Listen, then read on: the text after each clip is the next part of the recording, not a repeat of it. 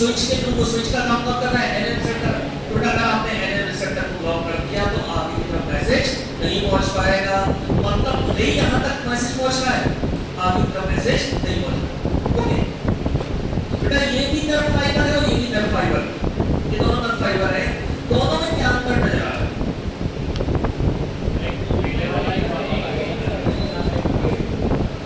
ये nerve fibre जो है बेटा ये गैंग्लियन से पहले, टर्मिनोलॉजी समझो सीखो, ये जो नर्व फाइबर है किसके पहले है, गैंग्लियन से पहले है, इसलिए हम बोलते हैं प्री गैंग्लियोनिक फाइबर। क्या बोलते हैं इसको, प्री गैंग्लियोनिक फाइबर। ये वाले नर्व फाइबर का कहलाते हैं pre ganglionic fibre. Pre ganglionic fibre बेटा बैठने की बिल्कुल जरूरत नहीं, केवल आप पॉइंट को समझो, गैंग्लियन से पहले मतलब प्री गैंग्लियोनिक फाइबर, और जो गैंग्लियन के बाद में post ganglionic fibre, post ganglionic fibre. दोनों डिफरेंस समझेगा, प्री गैंग्लियोनिक फाइबर और पोस्ट गैंग्लियोनिक फाइबर, क्योंकि बेटा जो आपका एएनएस है वो सिंपैथेटिक या पैरासिम्पैथेटिक है, ये फाइबर की लंबाई से ही पता किया जाता है, फाइबर की लंबाई से पता चलता है कि वो सिंपैथेटिक नर्वस सिस्टम है या पैरासिम्पैथेटिक। प्री गैंग्लियोनिक फाइबर की लंबाई ज्यादा है या फिर पोस्ट गैंग्लियोनिक फाइबर की लंबाई ज्यादा है, इसी के अकॉर्डिंग वहां पर पहचान याद रहेगा हमेशा। मीटर को कंपेयर करना जैसे ब्रेन और स्पाइनल कॉर्ड, यहां से कनेक्शन काटे गए हैं नर्व फाइबर, बीच में बहुत सारे नर्व फाइबर इंटरफेयर और दोनों न्यूरॉन्स को क्या बोलते हैं बेटा, गैंग्लियन। गैंग्लियन का क्या काम करता है, रेडिया का, उसके बाद फिर से नर्व फाइबर रहते हैं, और वो किससे जुड़े रहते हैं, टारगेट, किससे जुड़े रहते हैं, टारगेट ऑर्गन से जुड़े रहते हैं। गैंग्लियन में पहले भी nerve fibre, pre ganglion fibre, बाद में जो क्या करेगा, पोस्ट गैंग्लियन। चलो तो बेटा इसकी फोटो ले लो, ये सारे इसको याद कर सकते हो, इस तरीके से आपको याद।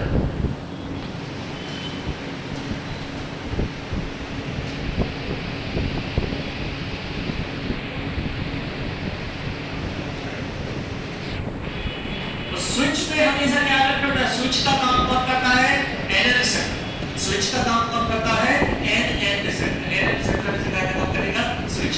जब तक वो स्विच ऑन नहीं होगा आगे मैसेज नहीं पहुंचेगा।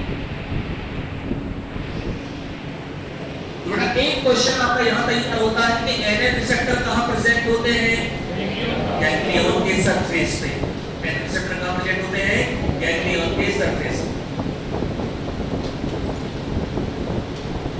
दूसरे को डाल इंडिकेटर,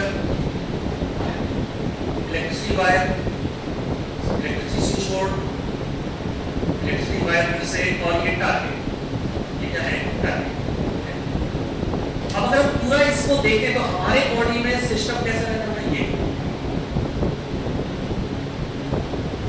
ब्रेन, स्पाइनल कॉर्ड, ठीक है, नर्व अलग अलग नर्व से होंगे, ये कनेक्शन क्या हुआ बेटा, ये जो बीच में आपको एक गुच्छा सा दिख रहा है, ये क्या है जल्दी बोलो, गैंग्लियन।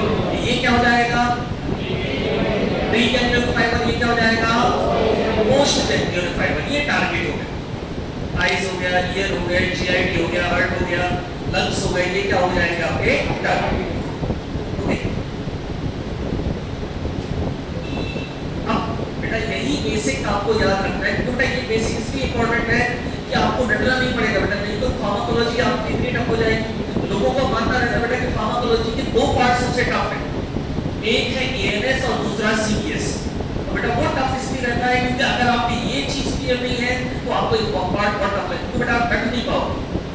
याद करने की फिर ऐसी चीज है कि आप इसको याद नहीं रख पाओगे। अब हम यहाँ पर इसी के अकॉर्डिंग यहाँ पर देखिए बेटा, देखो ऑटोनोमिक नर्वस सिस्टम,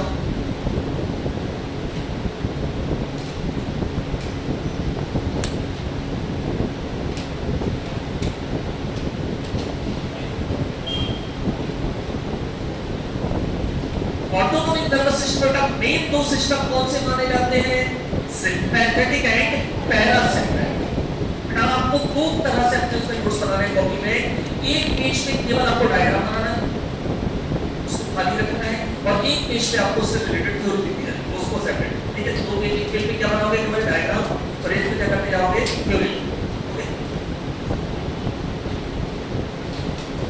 ईएनएस में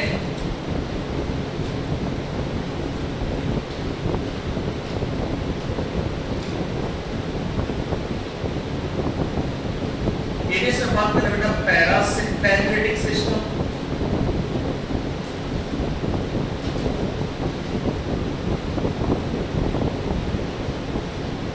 एंड सिम्पैथेटिक सिस्टम, ये दो मेन सिस्टम आ जाते हैं बेटा। तीसरा बाद में ऐड किया हमारे एंटेरिक नर्वस सिस्टम, तो ये दोनों से सिग्नल देता है, ठीक है। पैरासिम्पैथेटिक सिस्टम की पहचान है, देखा बेटा, ब्रेन, स्पाइनल कॉर्ड। बेटा मान लो बेटा एक पहला कनेक्शन हम यहां पर बना देते हैं, दिस इज पैरासिम्पैथेटिक सिस्टम।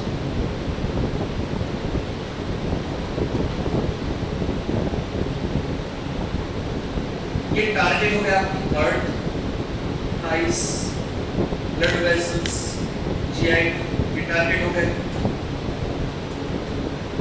ये क्या है बेटा, गैंग्लियन। गैंग्लियन पे सरफेस पे कौन सा रिसेप्टर, एन रिसेप्टर, क्या है, एन रिसेप्टर गैंग्लियन के सरफेस पे। ओके, तो पहली पहचान पैरासिम्पैथेटिक सिस्टम की आपके सामने,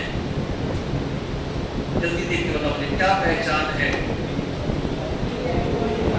प्री गैंग्लियोनिक फाइबर की लंबाई ज्यादा है, इससे पोस्ट क्वेश्चन कई बार आ चुका है, अच्छे से याद रखना।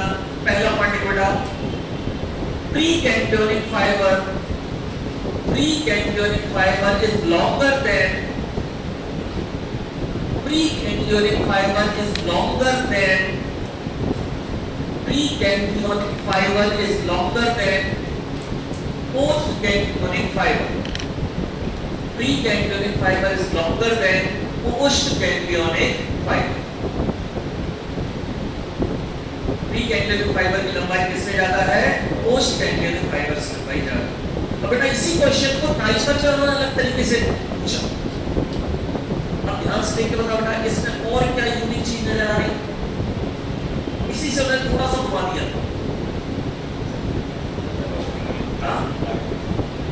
वेरी गुड, जो गैंग्लियन है वो किसके करीब है, ऑर्गन्स, किससे दूर है बेटा, स्पाइनल। तो इसी पॉइंट को कैसे लिख लो बेटा, ganglion are closer to the, ganglion closer to the organ. Ganglion किसके करीब है, ऑर्गन के करीब है, किसके करीब है, ऑर्गन के करीब। Ganglion is closer to the organ, organ के करीब है। अब और क्या घुमा सकते हैं बेटा, वो आपसे क्या बोल सकते हैं, अवे फ्रॉम स्पाइनल कॉर्ड, ठीक है। सेम चीज को तीन तरीके से बोलेंगे, इससे दूर, स्पाइनल कॉर्ड से दूर, किसके तरफ, ऑर्गन की तरफ। मतलब प्री गैंग्लियन फाइबर की लंबाई ज्यादा है, पोस्ट गैंग्लियन फाइबर की लंबाई कम। अब एक बेसिक चीज आपको याद रखना, जो इवन बहुत सारे टीचर बता देते हैं बेटा, वो गलत है।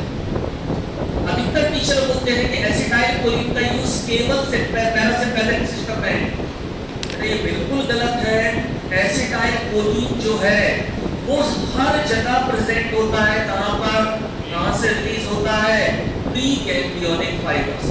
तो हर प्री गैंग्लियोनिक फाइबर से क्या रिलीज होता है, एसिटाइल कोलिन, चाहे वो प्री गैंग्लियोनिक फाइबर किसका हो, सिम्पैथेटिक का हो या पैरासिम्पैथेटिक का हो या सोमेटिक का हो। हर जगह एक कॉमन चीज क्या है बेटा, प्री गैंग्लियोनिक फाइबर से क्या रिलीज होगा, एसिटाइल। अब ये एसिटाइल कोलिन क्या करेगा बेटा, स्विच को एक्टिवेट कर देगा, इसको एक्टिवेट कर देगा, स्विच को एक्टिवेट। जल्दी बोलो, स्विच कौन सा है, एन रिसेप्टर।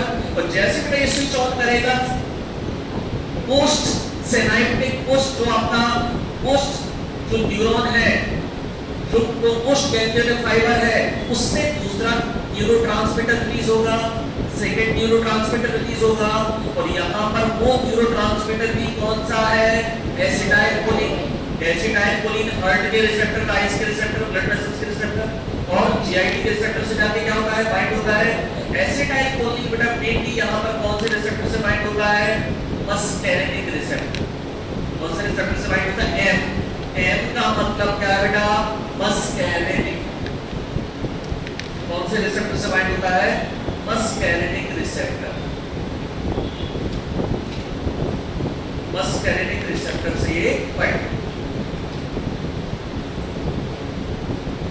बेटा जितने भी पी गैंग्लियनिक फाइबर है उनमें कॉमन चीज क्या है? सभी से क्या रिलीज होता है?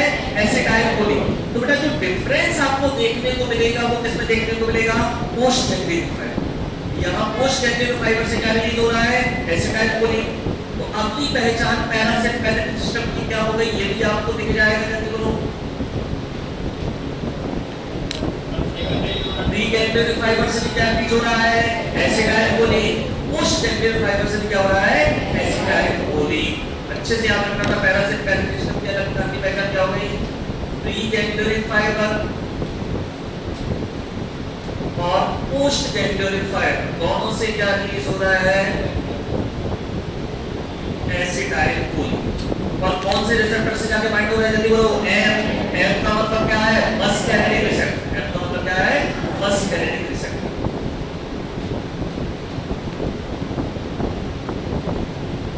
अब जिस एरिया से बेटा ये पैरासिम्पैथेटिक सिस्टम ओरिजिनेट होता है उस एरिया को बोला जाता है क्रेनियोसैक्रल रीजन। बेटा नेक्स्ट पॉइंट बेटा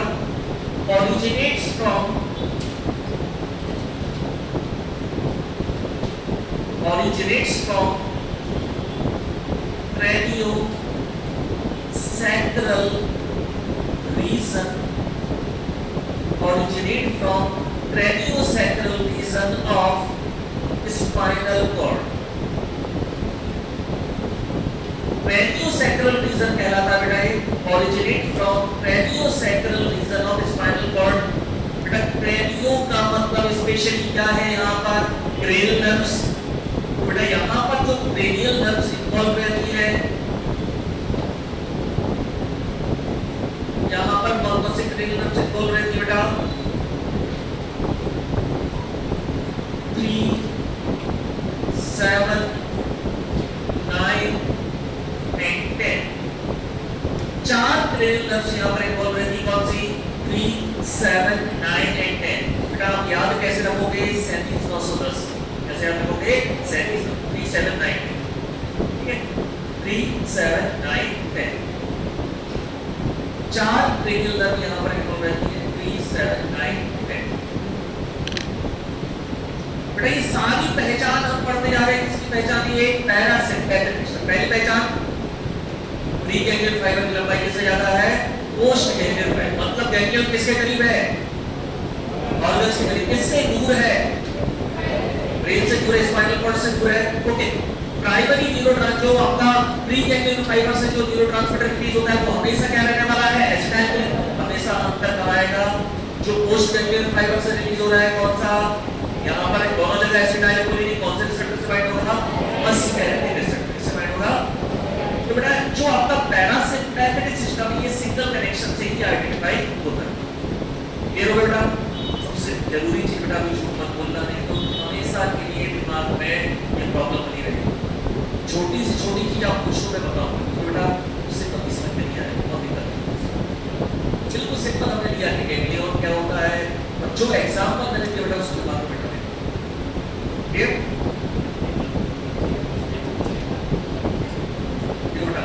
जो ये नर्व फाइबर्स हैं, एक्स्ट्रामेटाइट न्यूरॉन्स हैं, तो इनसे हमेशा प्री गैंग्लियन से क्या रिलीज होता है? एसिटाइलकोलिन। और ये मैसेज पहुंचाते थे कहां पे? NN switch on. दूसरा न्यूरोट्रांसमीटर रिलीज कहां से होता है? Post ganglion. वो भी क्या है? एसिटाइलकोलिन। तो बेटा जो इफेक्ट आता है हमारी बॉडी को किसका आता है? Post ganglion. इसका इफेक्ट आता है पोस्ट गैंग्लियन फाइबर का। प्री गैंग्लियन फाइबर का तो आप केवल क्या बेटा? मैं यहां से गया, मैंने स्विच ऑन कर दिया। तो मेरा काम इतना था स्विच ऑन करना। मैं पंखा नहीं चला रहा हूं। पंखा कौन चला रहा है? इलेक्ट्रिसिटी। और वो कब होता है? जब मैंने स्विच ऑन। ठीक है? तो बेटा ये जो करंट दौड़ रहा है उससे पंखा चल रहा है। तो एक जो इफेक्ट आता है वो किस न्यूरोट्रांसमीटर से आता है? जो पोस्ट गैंग्लियनिक फाइबर से रिलीज होता है, जो बाद में रिलीज होता है। ओके? बेटा ये पहला कनेक्शन कौन सा हो गया? पैरासिम्पैथेटिक। अब हम देखते हैं बेटा सिंपैथेटिक सिस्टम, कंपेयर करते जाना। सिंपैथेटिक सिस्टम के 4 कनेक्शन है। सिंपैथेटिक सिस्टम के 4 कनेक्शन है।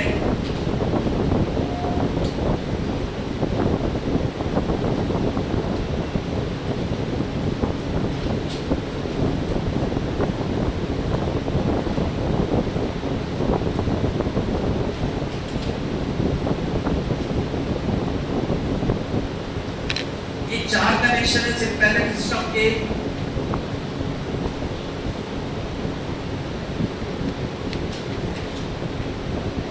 कॉमन चीज नजर आ रही है इन तीनों में? पहचान है? पोस्ट गैंग्लियन फाइबर की लंबाई ज्यादा है, किससे ज्यादा है? मोस्ट ऑफ द केसेस, ठीक है। मतलब ये पॉइंट जस्ट अपोजिट किससे हो गया? पैरा से। तो बेटा पहला पॉइंट क्या होगा? Generally post ganglion fibre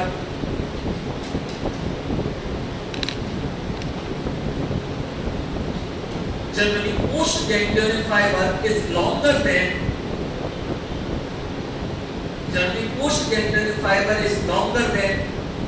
pre-ganglionic fiber. Post-ganglionic fiber is longer than pre-ganglionic fiber. मतलब इस पॉइंट को क्या बोल सकते हो बेटा? गैंग्लियन किससे दूर है? ऑर्गन से। इसके करीब है स्पाइनल कॉर्ड। अब बाकी चीजें बेटा यहाँ पर कॉमन चलेगी। मैंने क्या बताया बेटा? सब जगह प्री-गैंग्लियन फाइबर से क्या रिलीज होने वाला है? एसिटाइल। बेटा इसमें कोई अंतर नहीं है। बेटा जो लोग बोलते हैं कि सिंपैथेटिक सिस्टम में, बेटा मैं यूनिक फीचर्स बोलता हूँ, वो क्या बोलते हैं? सिंपैथेटिक सिस्टम में एसिटाइल कोलिन का कोई लेना देना नहीं होता। ये बिल्कुल गलत है, क्योंकि सब जगह क्या कॉमन है आपका? प्री-गैंग्लियन फाइबर से क्या रिलीज होगा? Acetyl choline. स्विच ऑन तो कौन करेगा? एसिटाइल। उसके बाद कुछ चीज अलग। स्विच ऑन हमेशा कौन करेगा? एसिटाइल। बेटा ये चारों कनेक्शन किसके हैं? Sympathetic system. तो यहाँ चारों में प्री-गैंग्लियन फाइबर और प्री-गैंग्लियन फाइबर से क्या रिलीज हो रहा है? Acetyl choline.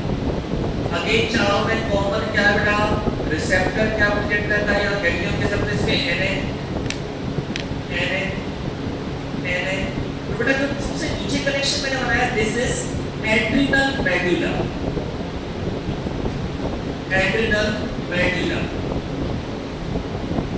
एड्रिनल मेडुला के सरफेस पे भी क्या कौन सा रिसेप्टर प्रेजेंट रहता है बेटा? N। तो अब आप मुझे इस क्वेश्चन का आंसर दो बेटा कि हमारे बॉडी में N रिसेप्टर कहाँ प्रेजेंट रहते हैं?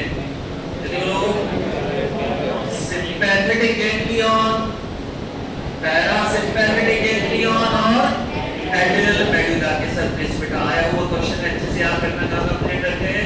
Sympathetic ganglion, parasympathetic ganglion and surface of adrenal medulla.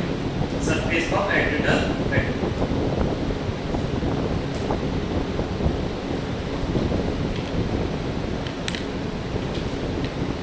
अब जो सिंपैथेटिक सिस्टम, बेटा सिंपैथेटिक सिस्टम मैंने लास्ट क्लास में भी आपको बताया था। सिंपैथेटिक सिस्टम वर्ड कैसे बना है? सिंपैथी से। जब आप इमोशनल होते हो हार्ट रेट बढ़ जाता है। तो आप इमोशनल होते हो क्या हो जाता है? हार्ट रेट बढ़ जाती है। आप घबराए हुए हो, हार्ट रेट बढ़ रही है, ब्लड प्रेशर बढ़ रहा है, ठीक है, आइस का मूवमेंट वहां पर होने लगा। तो ये सब चीजें सिंपैथेटिक में आती है। बेटा यहाँ पर प्री-गैंग्लियन फाइबर क्या रिलीज हुआ? इसने स्विच ऑन कर दिया। पोस्ट गैंग्लियन फाइबर से यहाँ पे अलग-अलग न्यूरोट्रांसमीटर रिलीज होते हैं, लेकिन बेटा मेजर यहाँ पर माना जाता है नॉरएड्रेनालिन। मेजर कौन सा माना जाता है? नॉरएड्रेनालिन। अगला क्वेश्चन आपका तैयार हो गया। सिंपैथेटिक न्यूरोट्रांसमीटर में बहुत सारे हैं, लेकिन मेन सिंपैथेटिक न्यूरोट्रांसमीटर कौन सा है? नॉरएड्रेनालिन। ये मेजर सिंपैथेटिक न्यूरोट्रांसमीटर माना जाता है। कौन सा? नॉरएड्रेनालिन। बेटा ये जाके बाइंड होता है alpha beta receptors. Major neurotransmitter कौन सा है? नॉरएड्रेनालिन। इससे जाके बाइंड होता है अल्फा बीटा रिसेप्टर। अब अल्फा बीटा रिसेप्टर जहां जहां प्रेजेंट, जैसे कि heart, again blood vessels, smooth muscles, जहां जहां अल्फा बीटा रिसेप्टर प्रेजेंट है, ये वहां जाके डिफरेंस देखो, यहाँ पर मेन न्यूरो, यहाँ पर रिसेप्टर कौन सा था, मस्करेनिक, यहाँ पर कौन सा बेटा, अल्फा बीटा रिसेप्टर, जिससे जाके कौन बाइंड होगा, मेन न्यूरोट्रांसमीटर नॉरएड्रेनालिन। ठीक है, तो बेटा जो हार्ट रेट आपकी बढ़ती है वो किसके कारण बढ़ती है, हार्ट के सरफेस पे कौन सा रिसेप्टर प्रेजेंट रहता है, बीटा, और नॉरएड्रेनालिन उससे जाके हो जाता है। तो आपने कुछ खतरनाक देखा, तुरंत हार्ट रेट बढ़ गई। कौन सा सिस्टम एक्टिवेट हुआ, सिंपैथेटिक सिस्टम। देखते ही बेटा जैसे आप एक हॉरर मूवी देख रहे हो पहली बार, तुरंत हार्ट रेट बढ़ गई। क्या रिलीज हुआ, नॉरएड्रेनालिन, इसने हार्ट के बीटा रिसेप्टर को क्या कर दिया, एक्टिवेट कर दिया। ब्लड प्रेशर बढ़ गया, क्योंकि ब्लड वेसल्स में क्या प्रेजेंट रहते हैं, आपके अल्फा रिसेप्टर कांस्टिट्यूट हो जाएगा, तो ब्लड प्रेशर क्या हो जाएगा, बढ़ जाएगा। तो सिंपैथेटिक सिस्टम में ये वाला कनेक्शन सबसे मेन कनेक्शन माना जाता है। मेन न्यूरोट्रांसमीटर कौन सा है, नॉरएड्रेनालिन। इसके बाद अगले में बेटा आगे राइट जो प्री गैंग्लियोनल फाइबर से जो पहला न्यूरोट्रांसमीटर रिलीज हो रहा है वो हमेशा रखेगा कॉमन रहेगा कौन सा, एसिटाइलकोलिन। यहाँ पे जब स्विच एक्टिवेट होता है तो दूसरा न्यूरोट्रांसमीटर जो रिलीज होता है वो है आपका डोपामिन। कौन सा है बेटा, डोपामिन।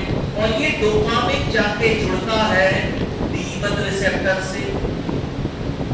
डोपामिन जाके किससे जुड़ता है, D1 रिसेप्टर से जाके जुड़ता है।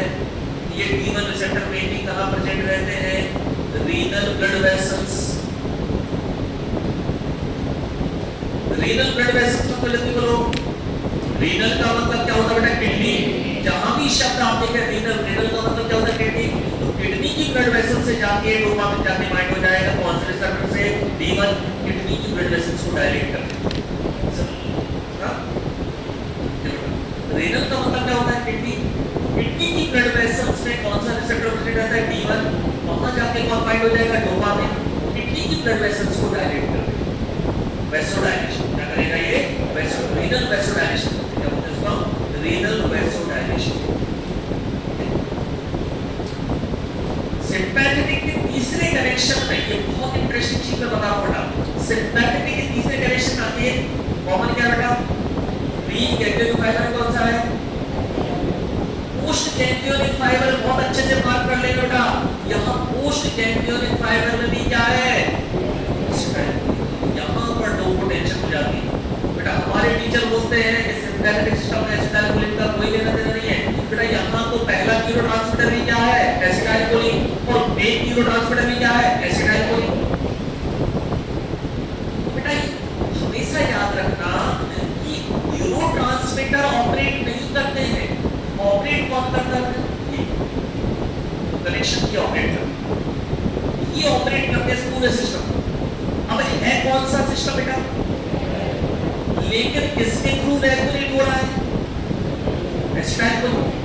मान लो बेटा आपने देखा होगा कि अक्सर आपको देखते हैं नेता आपस में बहस करते हैं, नेता डिबेट में एक दूसरे को उल्टा सीधा बोलते हैं, करते हैं, लेकिन आपको लगता है वास्तव में झगड़े होते हैं। केवल नेताओं के सपोर्टर जो रहते हैं वो आपस में झगड़े करते हैं। क्या हुआ तेरे केजरीवाल का, और तेरे पप्पू को क्या हो गया, और तेरे मोदी दिखता रहता है, मतलब आपस में झगड़ जाते हैं। लेकिन वो जो लोग हैं वो आपको हमें दिखाने के भले कि एक दूसरे के सबके काम होते रहते, बराबर काम होते रहते। मतलब अगर बीजेपी की गवर्नमेंट है और काम किसका हो रहा है, कांग्रेस। काम करने वाला कौन है, काम किसका चल रहा है, कांग्रेस का। कौन करवा रहा है, बीजेपी।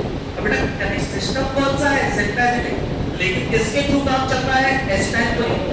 बेटा इसको इन्होंने स्पेसिफिक नाम दिया है, अच्छे से याद रखना, सिंपैथेटिक कोलिनर्जिक सिस्टम।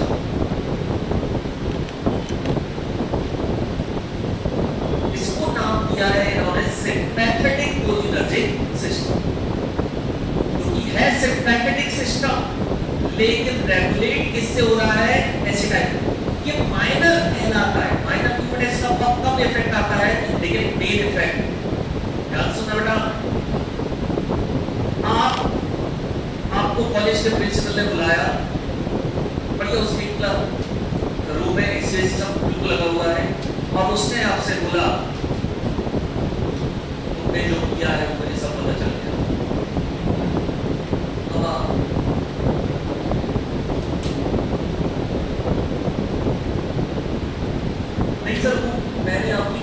चिड़ा था, वो ऐसा था, ये था, वो बात ही नहीं थी, लेकिन आपने खुद ही मुंह से बोल दिया, तो कुछ और बोलने वाला। लेकिन होगा क्या बेटा, भले ही एसी है लेकिन आपको पसीना आ जाएगा, पर्सपिरेशन। ठीक है, तो बेटा जो घबराहट में पसीना आता है, स्वेटिंग होती है, वो इस कनेक्शन के कारण, क्योंकि ये जो एसिटाइलकोलिन रिलीज होता है, ये जाके बाइंड होता है M3 receptor of sweat glands. कहां जाके बाइंड होता है? M3 receptor of sweat glands. तो जो घबराहट के दौरान आपको पसीना आता है, वो इस सिस्टम से रेगुलेट होता है, M3 receptor of sweat glands. जो M3 रिसेप्टर है स्वेट ग्लैंड्स का, इससे पर्सपायरेशन होता है। एक्चुअली बेटा प्राइमरी अगर आप देखेंगे तो पहला न्यूरोट्रांसमीटर भी कौन सा है? एसिटाइलकोलिन। पोस्ट जो फाइबर है, पोस्ट गैंग्लियन है, उससे भी क्या हो रहा है? एसिटाइलकोलिन। लेकिन काम किसका कर रहे हैं बेटा? वो सिंपैथेटिक बेटा, इसको बोलते हैं सिंपैथेटिक कोलिनर्जी सिस्टम। याद क्या रखना बेटा? ड्यूरिंग प्रॉब्लम आप क्या, जिस दौरान आपको एंजाइटी फील हो रही है, जिस दौरान आपको अजीब गरीब लग रहा है, उस दौरान क्या हो रहा है? पर्सपायरेशन। घबरा गया, क्या हो गया? पसीना पसीना, तो पसीना पसीना हो गया, इसका कारण ये सिस्टम। ठीक है बेटा, सिंपैथेटिक के 4 कनेक्शन, 3 कनेक्शन हमने देखे ऊपर, ये चौथा कनेक्शन सिंपैथेटिक का सबसे अलग है। यहां पर सबसे पहला अंतर क्या देख रहे हैं बेटा? गैंग्लियन नहीं, क्या नहीं बेटा? गैंग्लियन। जो आपका प्री गैंग्लियन फाइबर है, ये किससे जुड़ा हुआ है? सीधा एड्रेनल मेडुला से। और बेटा एड्रेनल मेडुला के कौन से रिसेप्टर पर एक्टिवेट कर देगा? NN। एड्रेनल मेडुला क्या करेगा?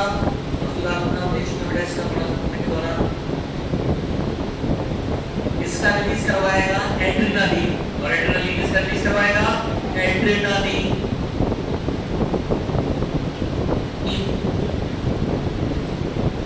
In blood stream, adrenaline in blood stream. Blood stream में इसको रिलीज करवाएगा एड्रेनालिन को सीधा ब्लड में। बेटा सीधा ब्लड में क्या घूम रहा है? एड्रेनालिन, और ब्लड पूरी बॉडी में घूम रहा है, तुरंत क्या बढ़ जाएगा? Blood pressure. बेटा जो अचानक से हाइपरटेंसिव क्राइसिस होती है, जो ब्लड प्रेशर बढ़ता है, वो क्योंकि सीधा रिलीज कहां पर हुआ? Adrenaline blood stream. बेटा इसमें और बाकी चारों कनेक्शन में डिफरेंस मुझे बताओ।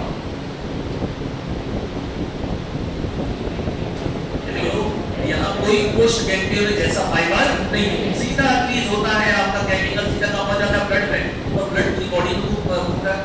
तो जहां-जहां अल्फा रिसेप्टर्स होंगे, जहां-जहां बीटा रिसेप्टर्स होंगे, नीचे से जाके बाइंड होता है एड्रेनालिन, अल्फा बीटा रिसेप्टर, तो जहां-जहां अल्फा बीटा रिसेप्टर होंगे, सीधा वहां पर जाकर जुड़ जाएगा। बेटा लोगों को ये कंफ्यूजन होती है कि एड्रेनर्जिक सिस्टम का मेजर न्यूरोट्रांसमीटर एड्रेनालिन है। बेटा एड्रेनालिन नहीं है, कौन सा है? नॉरएड्रेनालिन। नॉरएड्रेनालिन मेजर न्यूरोट्रांसमीटर है एड्रेनालिन, और ये बाकी सब सपोर्टिव है। मेन कौन सा है? नॉरएड्रेनालिन। मेन कौन सा है? नॉरएड्रेनालिन। बेटा कौन से कनेक्शन देखी हमने? पैरासिम्पैथेटिक और सिम्पैथेटिक। सिम्पैथेटिक पहली लाइन कौन सी लिखी आपने? Post ganglion fibre is longer than. Okay, next point is बेटा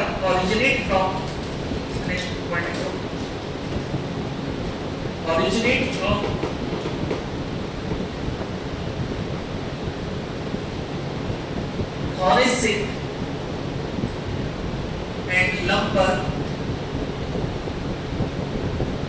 thoracic and lumbar region, thoracic and lumbar region of spinal cord। तब कौन सा रीजन था? क्रेनियोसैक्रल। ये कौन सा रीजन है? thoracic and lumbar region। जहां पे 4 कनेक्शन आपको दिख रहे हैं, thoracic and lumbar region of spinal। ठीक है, मेजर न्यूरोट्रांसमीटर कौन सा है? नॉरएड्रेनालिन। मेजर न्यूरोट्रांसमीटर कौन सा है? नॉरएड्रेनालिन। अदर न्यूरोट्रांसमीटर कौन से हैं? जल्दी बोलो। डोपामिन, एक्सेप्ट एसिटाइलकोलिन, ये बड़ा इंटरेस्टिंग है, और एड्रेनालिन। बट आपको ऐसा बनाना है कि हमारे सिम्पैथेटिक सिस्टम को मेनली कौन रेगुलेट करता है? नॉरएड्रेनालिन। उसके बाद एड्रेनालिन। नॉरएड्रेनालिन, उसके बाद कौन सा एड्रेनालिन, उसके बाद डोपामिन, और बहुत माइनर कौन सा है एसिटाइलिन। एसिटाइलकोलिन केवल कहां पर काम करता है सिंपैथेटिक सिस्टम में, पर्सपायरेशन, स्वेटिंग, कहां पर काम करता है स्वेटिंग में काम।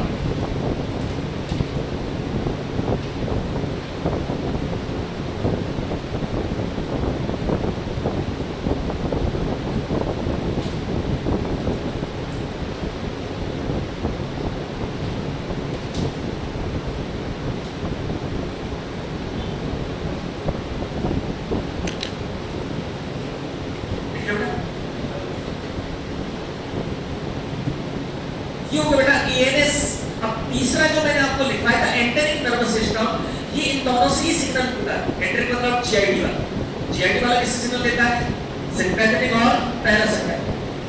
वो अलग से जरूर हम पढ़ते हैं कि बेटा सिग्नल कैसे लेता है वो, सिंपैथेटिक और देखो बेटा enteric nervous system, enteric nervous system तो ईएनएस तीसरा लिखवाया था मैंने आपको। एंटेरिक नर्वस सिस्टम ये अलग से नहीं है, ये इन्हीं से सिग्नल देता है।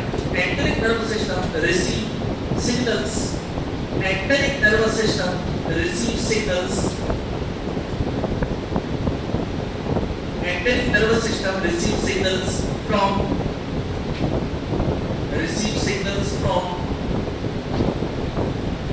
sympathetic system,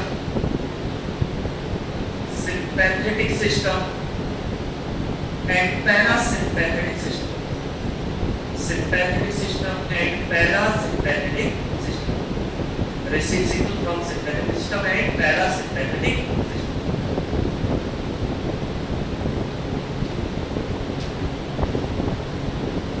Clear?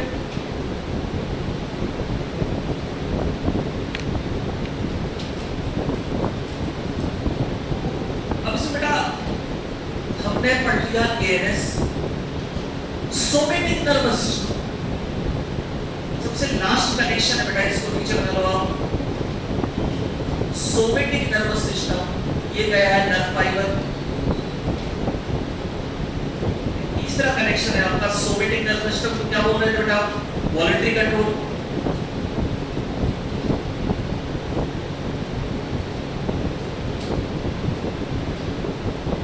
Somatic nervous system को क्या बोलते हैं, वॉलंटरी कंट्रोल। ये गया है नर्व फाइबर और ये सीधा जुड़ा हुआ है, ये गया नर्व फाइबर और ये सीधा जुड़ा हुआ है आपका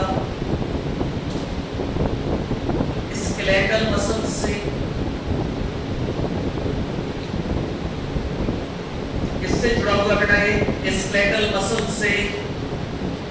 स्केलेटल मसल्स कहां प्रेजेंट है, neuromuscular junction, neuromuscular junction. Skeletal muscles का प्रेजेंट है न्यूरोमस्कुलर जंक्शन। और बेटा यहां रिसेप्टर प्रेजेंट है आपका एनएम रिसेप्टर। यहां स्विच अलग हो गया, हर जगह स्विच कौन सा है, एनएम। यहां पर स्विच कौन सा है, एनएम, एनएम रिसेप्टर। देखिए बेटा सब जगह कॉमन चीज मैंने क्या बता दी, प्री गैंग्लियनल फाइबर्स हमेशा क्या रिलीज होगा, एसिटाइलकोलिन।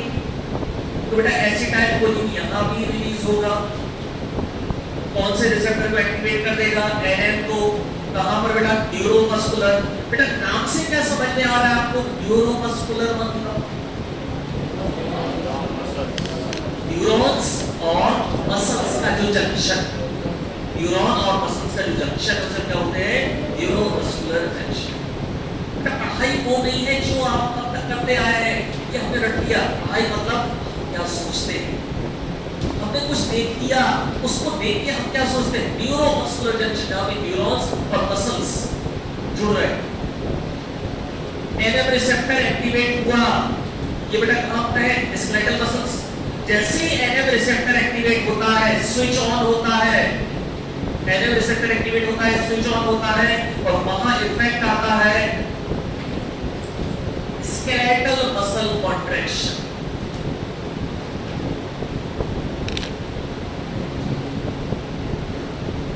इफेक्ट कौन सा आता है, स्केलेटल मसल कॉन्ट्रैक्शन। मतलब क्या कंट्रोल में रहते हैं आपके वॉलंटरी मूवमेंट्स।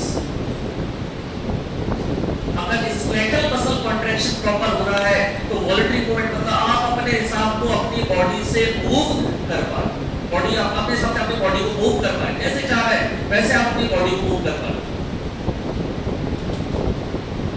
एनएफ रिसेप्टर को एक्टिवेट करने वाला केमिकल तो हर जगह बेटा वही है, एसिटाइलकोलिन एनएफ रिसेप्टर को एक्टिवेट करेगा, क्या होगा स्केलेटल मसल कॉन्ट्रैक्शन, मतलब वहां पर वॉलंटरी मूवमेंट। ओके, इस कनेक्शन को देख के बताओ मुझे ये बाकी पांचों कनेक्शन से कैसे अलग है?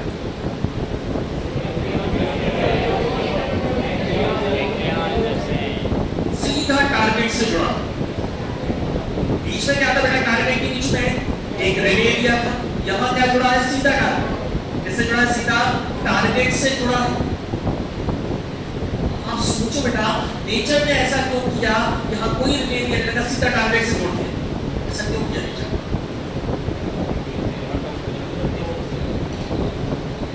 सबको पता है नेचर ने हर जगह बीच में रिले एरिया रखा है, लेकिन यहां नेचर ने रखा ही रिले एरिया सीधा टारगेट से जोड़ दिया।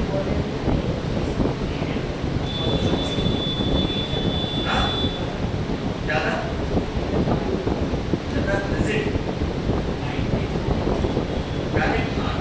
उससे क्या फायदा हो रहा है? डायरेक्ट तो कनेक्शन नहीं दिया नेचर ने, ड्यूरेशन ऑफ एक्शन बिल्कुल सही कहा। आपको तुरंत एक्शन चाहिए, आप नहीं तो क्या होगा बेटा? पहले आप सोचते लिखना है, रिले एरिया तक कैसे पहुंचता, फिर सेकेंडरी न्यूरोट्रांसमीटर रिलीज होता, उसके बाद एक्शंस कैसे हो जाते हैं? स्लो। आपने सोचते ही आपकी बॉडी मूव कर रही है, डायरेक्ट कनेक्शन। जैसे जा रहे हो वैसे बॉडी मूव कर रही है, सोचते ही बिल्कुल तुरंत आपके हिसाब से आपकी बॉडी मूव कर रही है, सीधा कनेक्शन, बीच में कोई रिले एरिया नहीं रखा। तो बेटा सारे काम कैसे हो जाते हैं? स्लो हो जाते हैं। आपको रोबोट की जरूरत है, तो ऐसे सोचता फिर ऐसे करता, फिर सारे काम कैसे हो जाते हैं? स्लो हो जाते। ओके, आप में से कितने लोग ऐसे बेटा जो एग्जाम के दौरान सप्लीमेंट कॉपी लेते हैं?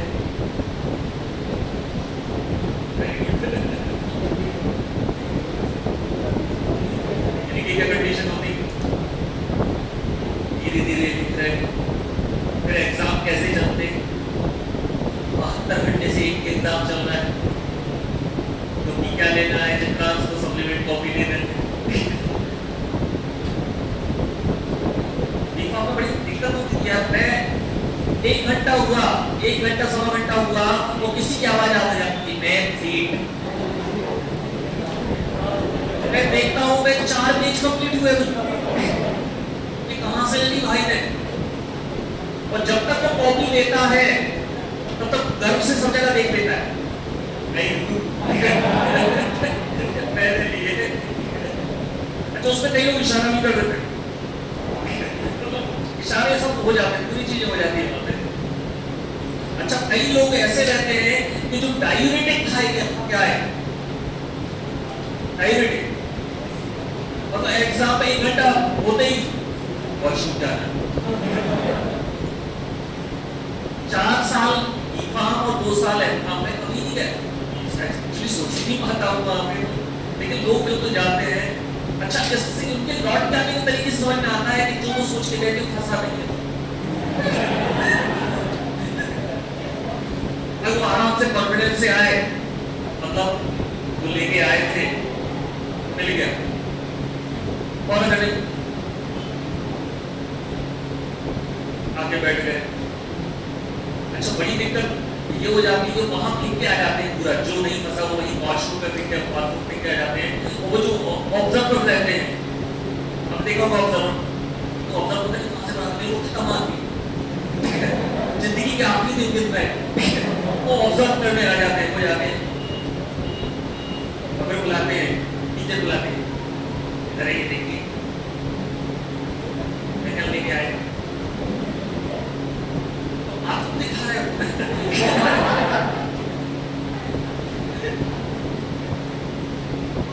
हमारे कॉलेज में बड़ी दिक्कत है, 30 मिनट पे वो है एग्जामिनेशन रूम है, और उसमें आते हैं ऐसे लोग एक्सपायर में खास लाइफ एक्सपायर रहते हैं बहुत कम लोग आते हैं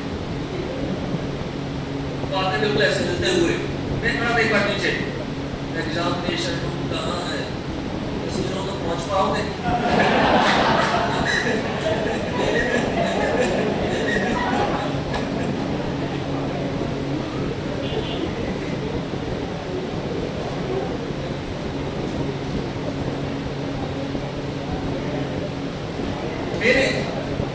मेरे रूम में वो है सीसीटीवी का जो कंट्रोल है मेरे रूम में तो मेरे पास आके देखते हैं कई पाके बड़े से बोलते हैं कि प्रॉपर्टी दिख रहा है प्रॉपर्टी दिख रहा है तो कंसर्चल करती है बदलवाना पड़ेगा नहीं बदलवाना उसका सेंटर कैंसिल करने अच्छा मैं बिल्कुल इसलिए नहीं डरता हूँ मेरा क्या बिगाड़ लो प्राइवेट नौकरी वाला आदमी जो बिगड़ेगा मैनेजमेंट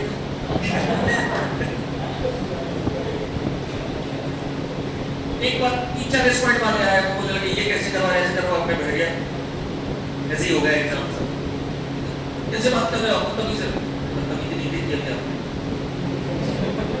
मैं आपसे बोल रहा हूँ कि ऐसा ही होगा एग्जाम बन गया है वो जाके मैं डायरेक्टर से बोल कर आपका टीचर बदतमीजी कर रहा है घबरा गए कि यार इस पता क्या प्लान कर दिया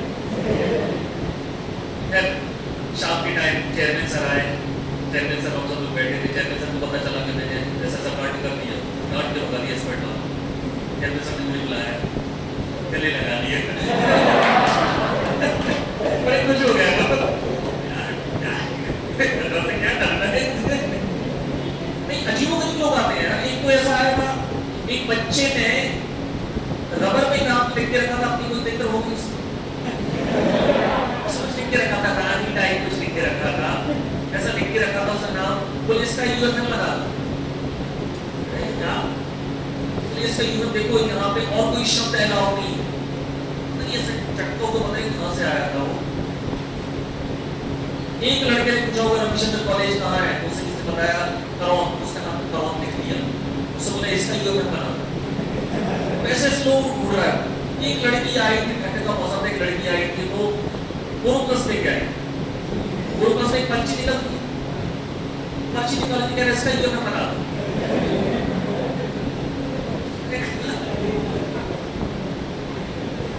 अच्छा बच्चे तक भी टिट हो रहे उन्हें लग रहा है ये आपकी रविशंकर का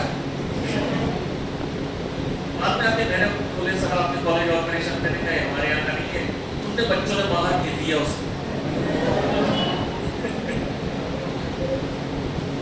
अजीबोगरीब लोग रहते हैं पता नहीं कहाँ से कौन अपने लोग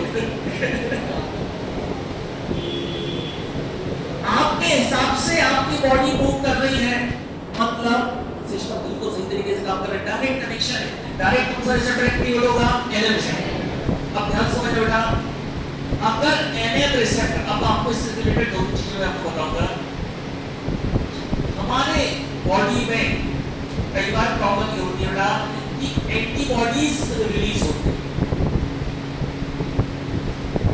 और उन एंटीबॉडीज को गलतफहमी हो जाती है वो सोचने लगते हैं कि एनएम रिसेप्टर एंटीजन है गलतफहमी हो जाती है तो सोचने लगते हैं कि एनएम रिसेप्टर क्या है एंटीजन तो वो एंटीबॉडीज एनएम रिसेप्टर्स के आगे बाइंड होने लगते हैं और वो खत्म करने लगते हैं मतलब बॉडी में नंबर ऑफ एनएम रिसेप्टर्स क्या हो जाएंगे कम हो जाएंगे स्केलेटल मसल कॉन्ट्रैक्शन प्रॉपर तरीके से नहीं हो पाएगा वॉलंटरी मूवमेंट जैसा आप चाहते हैं वैसा मूवमेंट नहीं हो पाएगा मतलब क्या हो जाएगी बेटा मस्कुलर वीकनेस और मस्कुलर वीकनेस को बोला जाता है मायस्थेनिया ग्रेविस मस्कुलर वीकनेस को हम क्या बोलते हैं मायस्थेनिया ग्रेविस चलो क्वेश्चन मायस्थेनिया ग्रेविस ग्रेविस क्या है नंबर ऑफ एनएम रिसेप्टर क्यों तो उल्टा रिवर्स में चलता है मायस्थेनिया ग्रेविस मतलब मस्कुलर वीकनेस मतलब आप बॉडी को अपने हिसाब से मूव नहीं कर पा रहे ये स्केलेटल मसल कॉन्ट्रैक्शन प्रॉपर नहीं हो तो जो बार बार नंबर ऑफ एनएम रिसेप्टर क्या हो गए कम हो गए नंबर ऑफ एनएम रिसेप्टर क्या हो गए कम ओके मायस्थेनिया ग्रेविस मतलब myasthenia gravis is the type of muscular weakness जो इसके कारण बेटा का एंटीबॉडीज ज्यादा रिलीज हो गए, इसे क्या बोलते हैं ऑटो इम्यून डिजीज। तो बेटा इसको ऑटो इम्यून, अपने आप एंटीबॉडीज क्या हो रहे हैं, इम्यून सिस्टम अपनी भाषा में बोले तो बेटा हमारा इम्यून सिस्टम किसको खाने लगा, एनएफ रिसेप्टर। हमारा इम्यून सिस्टम किसको खाने लगा, NF reduction and NF receptors. अब ये क्वेश्चन का आंसर आप देखो बेटा, इसको मैनेज कैसे कर सकते हैं, ट्रीटमेंट किया जा सकता है, मैनेज कैसे कर सकते हैं। तो एंटीबॉडीज के प्रोडक्शन को कम करने के मतलब क्या होते हैं, इम्यूनोसप्रेसेंट क्या होते हैं, इम्यूनोसप्रेसेंट क्या होते हैं, इम्यूनोसप्रेसेंट। दूसरा ये बोलो सामने आंसर है, तीनों का बेटा इम्यूनोसप्रेसेंट। दूसरा हां स्टिमुलेशन नहीं होगा, स्टिमुलेशन ज्यादा करेंगे एनएफ रिसेप्टर स्टिमुलेशन को बढ़ा दोगे ताकि क्या बढ़ जाए, एनएफ स्केलेटल मसल कॉन्ट्रैक्शन, मतलब क्या दोगे, एनएफ एगोनिस्ट क्या दो बेटा, एनएफ एगोनिस्ट। दो तरह का ट्रीटमेंट बेटा मैनेजमेंट, इसका पहला क्या लेना, इम्यूनोसप्रेसेंट, और दूसरा क्या करोगे, एनएफ एगोनिस्ट। बेटा हमेशा के लिए याद रखो, आज तेरे ड्रेस में हमेशा कौन सा रख दोगे, एनएफ एगोनिस्ट। आज तेरे ड्रेस में कौन सा रख दोगे, एनएफ एगोनिस्ट। बेटा पढ़ते हैं न्यूस्टिक बायोलॉजिक वो क्या है, एनएफ एगोनिस्ट। क्या है, एनएफ एगोनिस्ट।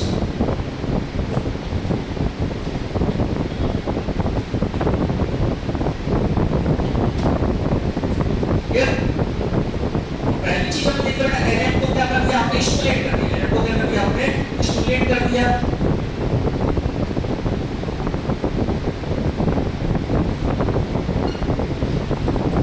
अब ध्यान सुनो बेटा, अगर हम एनएफ रिसेप्टर को ब्लॉक कर दें, हमने एनएफ रिसेप्टर को क्या कर दिया, ब्लॉक कर दिया, क्या हो जाएगा,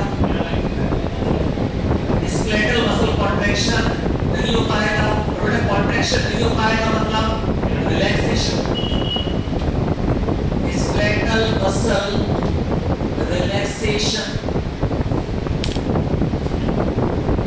उनके ड्रग क्या कहलाएंगे बेटा, जिसको ब्लॉक करते हैं, क्या बोलोगे इनको, स्केलेटल मसल रिलैक्सेंट। क्या बोलते हैं इनको, स्केलेटल मसल रिलैक्सेंट। ऑपरेशन के दौरान जो दिए जाते हैं, क्या बोलते हैं इनको, स्केलेटल मसल रिलैक्सेंट। बॉडी कैसे हो जाती है, रिलैक्स हो जाती है, बॉडी को आप अपने हिसाब से मूव नहीं कर पाओगे।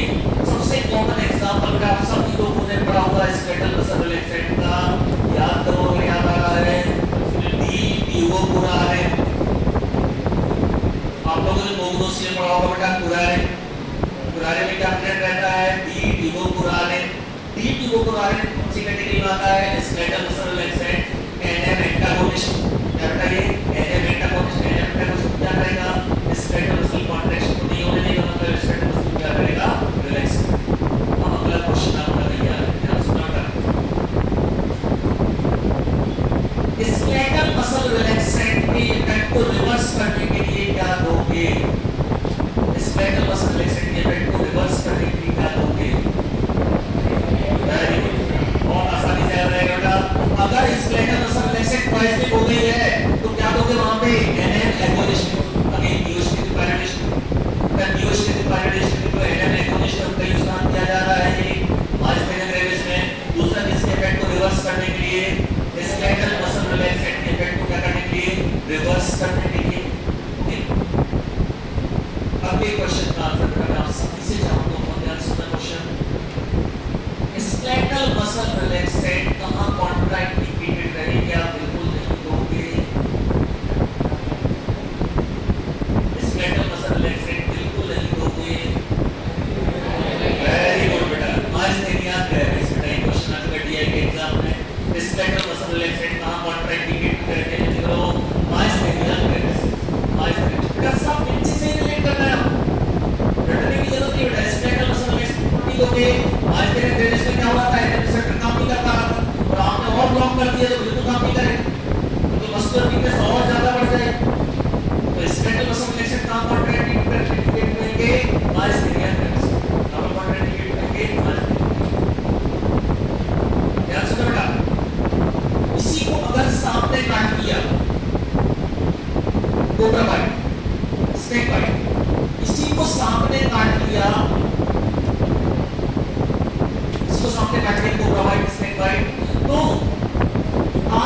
ले जा रहा है वो डॉक्टर के पास, डॉक्टर से फोन पे बात कर रहा है, डॉक्टर बोलता है उसको सोने मत देना,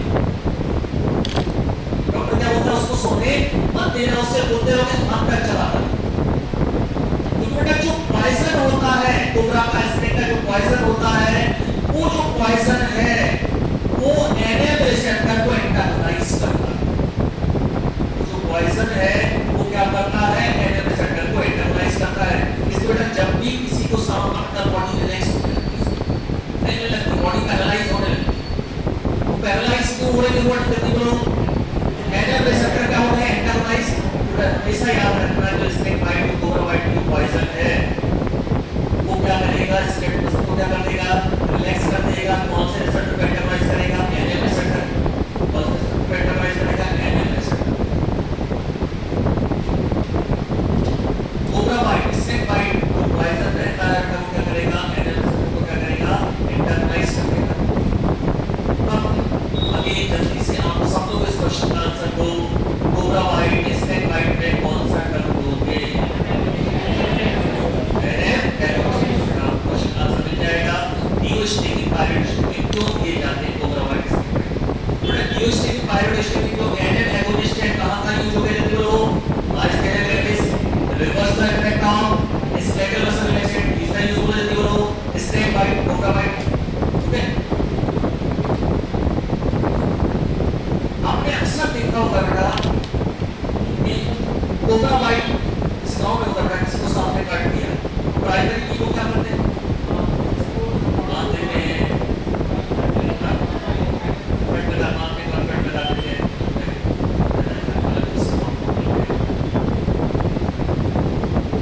बहुत सारे लोग बेटा उसको चढ़वाते हैं ऊपर, चबूतरा रहता है वहां पे जाते हैं, वो दबाते हैं तो उससे वो ठीक भी हो जाता है।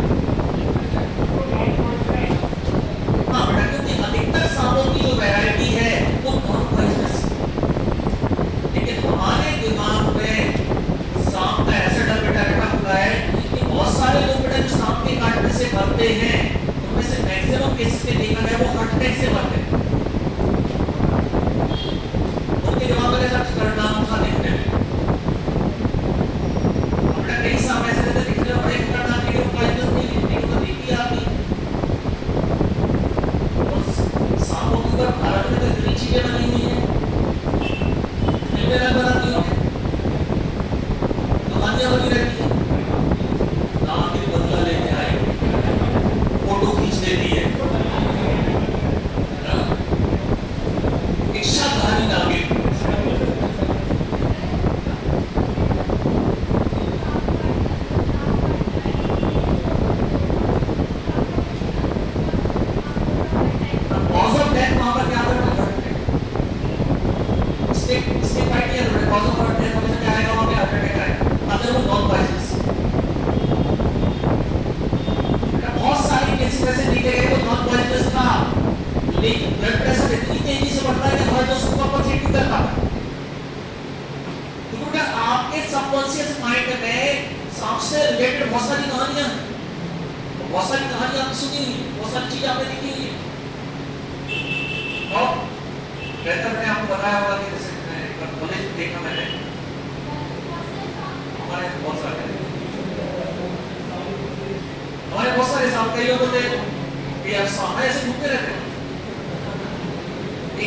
हमारे मित्र वहां पे काम करते थे, उनके मोटरसाइकिल बैठ गया, वो चलाते जा रहे हैं, बीच रास्ते में आ गया, हेलो बड़ा की गिरे, बहुत अच्छा था, स्पीड में थी। मतलब लोग क्या सोचते हैं, मैं कॉलेज से निकलने के लोग चेक करते हैं हवा ठीक है नहीं है, पेट्रोल में देखता हूँ सांप तो नहीं है, कैसे घूमते रहते हैं। एक्चुअली ये गलती नहीं, घर तो नहीं करता, लोगों ने कॉलेज बना दिया, एक्चुअली नहीं चला। मैं राधारमण कॉलेज में काम करता था 2008 में, तो वहाँ पे काम करता था।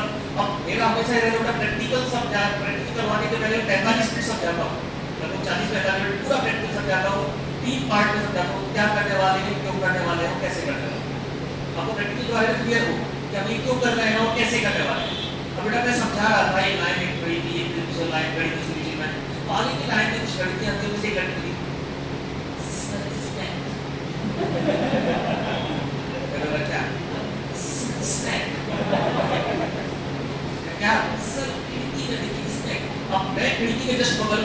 वहां से एक सांप कुंडी निकाल के बार बार मेरी तरफ ऐसे कर रहा है। मैंने कहा सीधा बोलो सांप है। इस तरीके से कर रही है। वो सबसे पहले मैं बाहर भागा। मेरे पीछे मेरे बच्चे, अच्छा सांप से पीने, स्नेक से पीने क्या करता, कुछ खाने पीने का। सांप अगर कोई बोलता है, गांव के आदमी हम लोग क्या, गांव में सांप की ही इमेज जो बनी हुई है। मैं बाहर निकला, बच्चे भी खुश हो गए, प्रैक्टिकल नहीं होगा, सारे बाहर।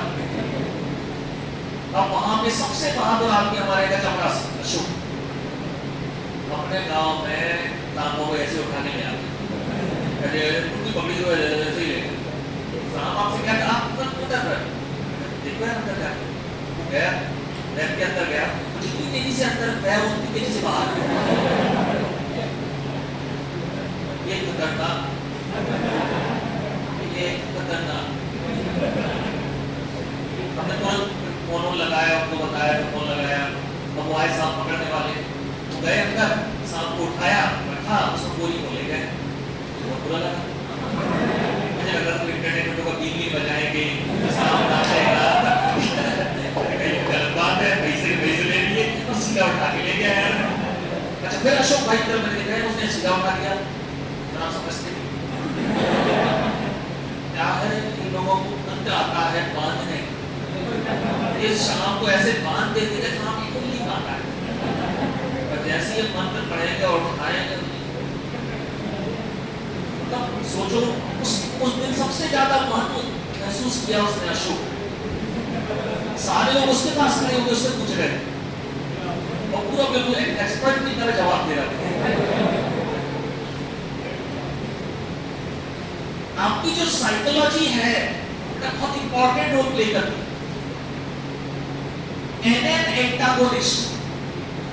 एंटागोनिस्ट जो भी रहेंगे बेटा वो इस मेंटल मसल को क्या करते हैं, रिलैक्स करते हैं, और बेटा यही क्या करते हैं, पैरालिसिस। क्या करते हैं, पैरालिसिस। तो जिन लोगों को पैरालिसिस होता है उनका एनएन रिसेप्टर ज्यादा क्या हो जाता है, एंटागोनाइज। क्या हो जाता है, एंटागोनाइज। बेटा रियल इंसिडेंट का आपको बताता हूं कि आपको आगे करता हूं। हमारे गांव में एक इंसान था, उसको अचानक पैरालिसिस हो गया। पैरालिसिस हो गया, किसी काम का अगर उसको बाहर निकाल दिया घर के बाहर, वहीं थोड़ा बहुत खाना पीने पड़ा रहता, वहीं उससे बड़ा हुआ लगा।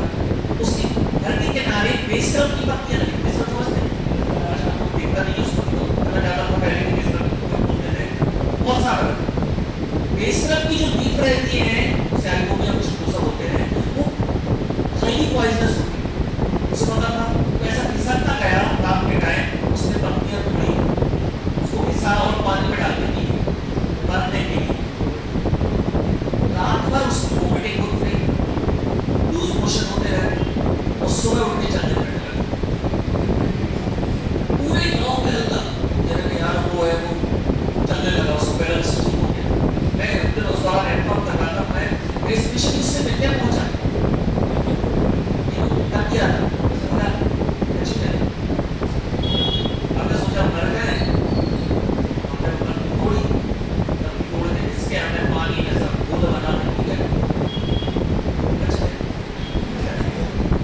अब यहाँ बेटा एक बहुत इंपॉर्टेंट चीज है जो आप आगे इसको रिसर्च कर सकते हैं। आपको प्लांट बहुत ही रेयर होते हैं, आपको अगर रिलेटेड टू प्लांट में बेटा एक चीज मैं आपको बता रहा हूँ, उसके अंदर जो भी केमिकल कंस्टिट्यूएंट बेटा आपने उसका ज्यादा काम नहीं हुआ है, उसके अंदर जो भी केमिकल कंस्टिट्यूएंट कौन से रिसेप्टर पे काम कर रहा है बेटा, क्योंकि उन्होंने क्या कर दिया, फिर से रिवर्स कर दिया नॉर्मल कंडीशन।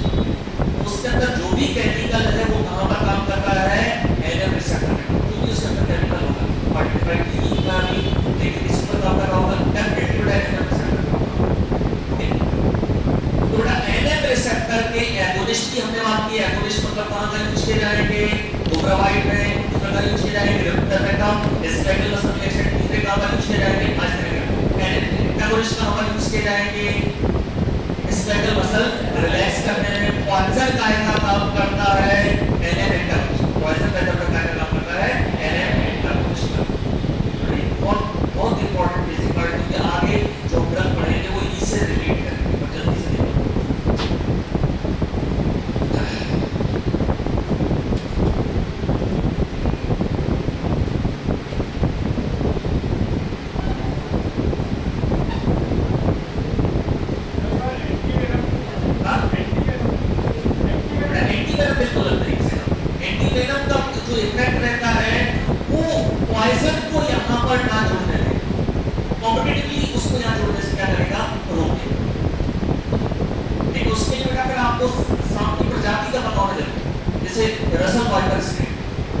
डेंजर, तो आपको अगर पता है कि कौन से सांप ने काटा है तो उसी तरह का वेनम ट्राई करते हैं।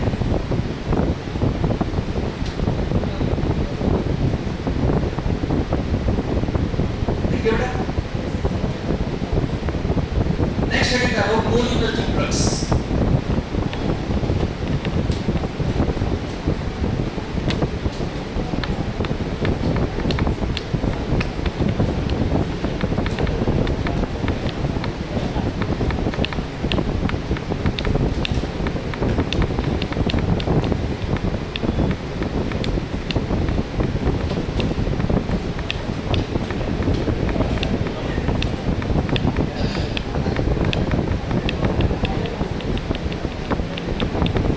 कोलिनर्जिक ड्रग्स, कोलिनर्जिक ड्रग्स को हम क्या बोलो?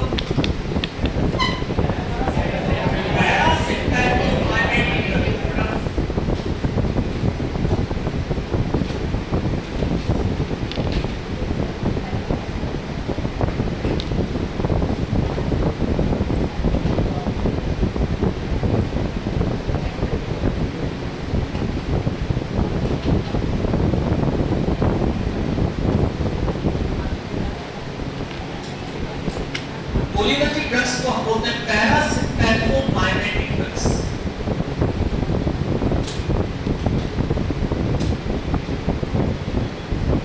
Parasympathomimetic drugs. बेटा लंबे समय तक साइंटिस्ट को ये पता नहीं था कि कौन सा सिस्टम है और कौन सा केमिकल है जो पैरासिम्पैथेटिक सिस्टम को रेगुलेट करता है। पहली बार ये किसने बताया?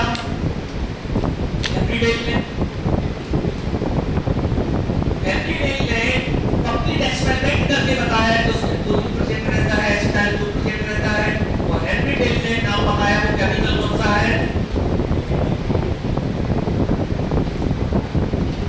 अच्छा मजेदार बात क्या होगा, हेनरी डेल का बचपन का दोस्त auto Louis,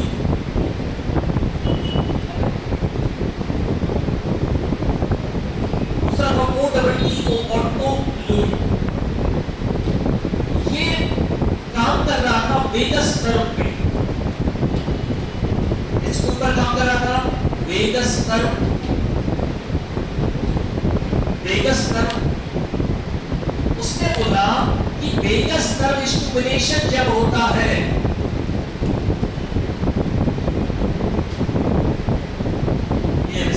vagus nerve stimulation जब होता है उस दौरान एक केमिकल रिलीज होता है। वेगस नर्व स्टिमुलेशन रिलीज होता है तो एक केमिकल रिलीज होता है, और ये केमिकल क्या करता है? हार्ट रेट को कम करता है। ये केमिकल जीआईटी की एक्टिविटी को बढ़ाता है, हार्ट रेट को क्या करता है? कम करता है। ये यूरिनरी ट्रैक्ट की एक्टिविटी को बढ़ाता है, यूरिन ट्रैक्ट में जो स्मूथ मसल कॉन्ट्रैक्शन। इस केमिकल को उसने नाम दिया वेगस स्टॉप। ऑटो लुई ने इस केमिकल का नाम क्या दिया? Vagusstoff. बेटा वो क्या बोल रहा है? एक कौन सी नर्व है? Vagus nerve. जैसे स्टिमुलेट होती है केमिकल रिलीज होता है, उसको केमिकल क्या करता है? हार्ट रेट को कम करता है। वो केमिकल क्या करता है? जीआईटी की एक्टिविटी को बढ़ाता है। उस केमिकल का नाम क्या दिया? Vagusstoff. बेटा दोनों सेपरेट अलग अलग जगह काम कर रहे हैं, दोनों का एक दूसरे से कोई संवाद नहीं था, बातचीत नहीं थी। लेकिन जब उन्होंने एक दूसरे के रिसर्च पेपर देखे तो हेनरी डेल ने बोला, my dear friend, your vagusstoff is actually, जिसको तुम वेगस स्टॉप बोल रहे हो वो एक्चुअली क्या है? एसिटाइलकोलिन।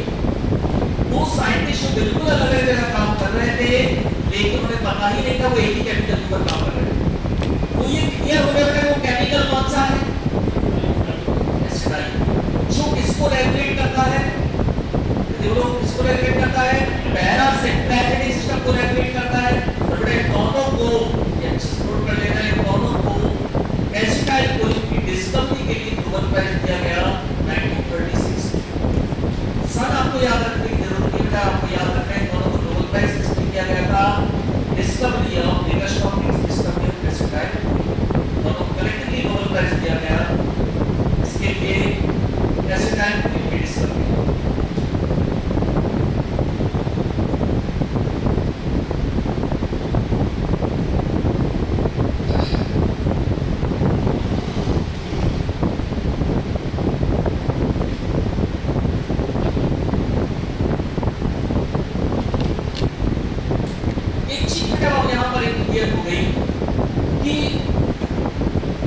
एसिटाइलकोलिन वो केमिकल है जो पैरासिम्पैथेटिक सिस्टम को एक्टिवेट करता है, रेगुलेट करता है। बट अगर एसिटाइलकोलिन का इफेक्ट हमारी बॉडी में कम हो गया तो क्या करोगे?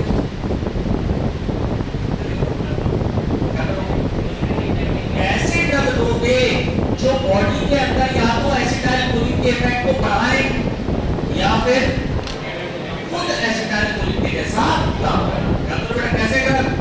जो या तो एसिटाइलकोलिन के इफेक्ट को बढ़ाए या फिर खुद किसके जैसा काम करे? एसिटाइलकोलिन के जैसा काम करे। ड्रग्स को हम क्या बोले बेटा? Cholinergic drugs. तो फिर बेटा definition drugs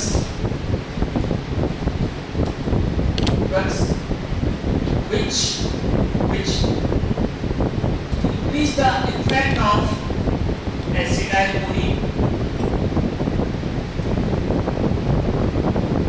Drugs which increase the effect of acetylcholine. कैसे बेटा acetylcholine के डिग्रेडेशन को रोकते हैं? acetylcholine जहाँ से टूट रहा है उसके टूटने को क्या करते हैं? रोकते हैं। Increase the effect of acetylcholine और dead cell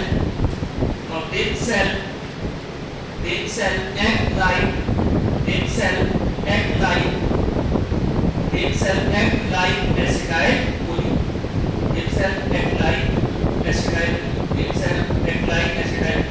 जो या तो acetylcholine के इफेक्ट को आते हैं या खुद किसके जैसा काम करते हैं? acetylcholine के जैसा काम। अब बेटा जब ये बहुत बड़ी डिस्कवरी निकल के आई कि acetylcholine वो केमिकल है। अच्छा इंटरेस्टिंग चीज बेटा यहाँ पर ये है, हमें टेंशन लेने की जरूरत नहीं। पैरासिम्पैथेटिक सिस्टम अकेला ही केमिकल कौन सा? Acetylcholine chemical. और एड्रेनालिन है, डोपामाइन है, ठीक है। यहाँ पर अकेला कौन सा है? एसिटाइलकोलिन।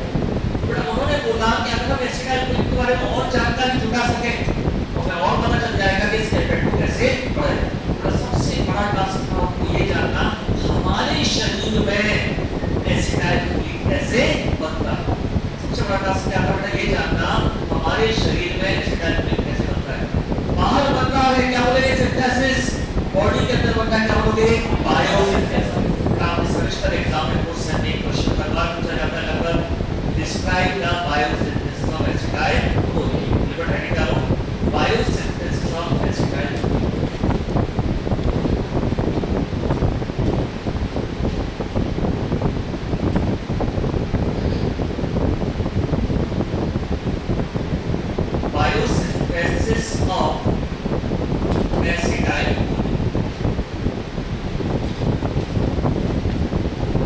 एसिटाइलकोलिन का जो बायोसिंथेसिस होती है वो होती है न्यूरॉन में। इसमें होती है ये न्यूरॉन में होती है बायोसिंथेसिस।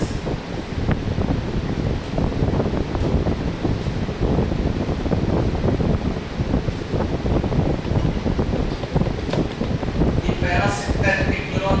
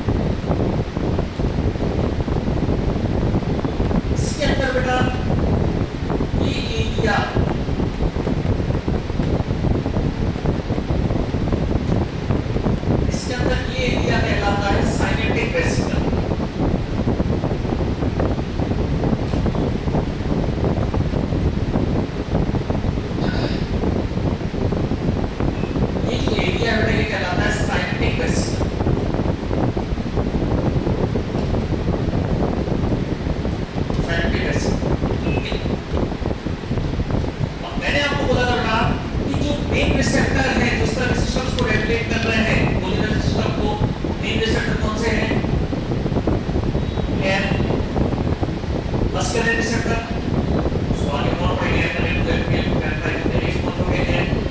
दूसरे बेटा जो स्विच का काम कर रहे हैं निकोटिनिक रिसेप्टर।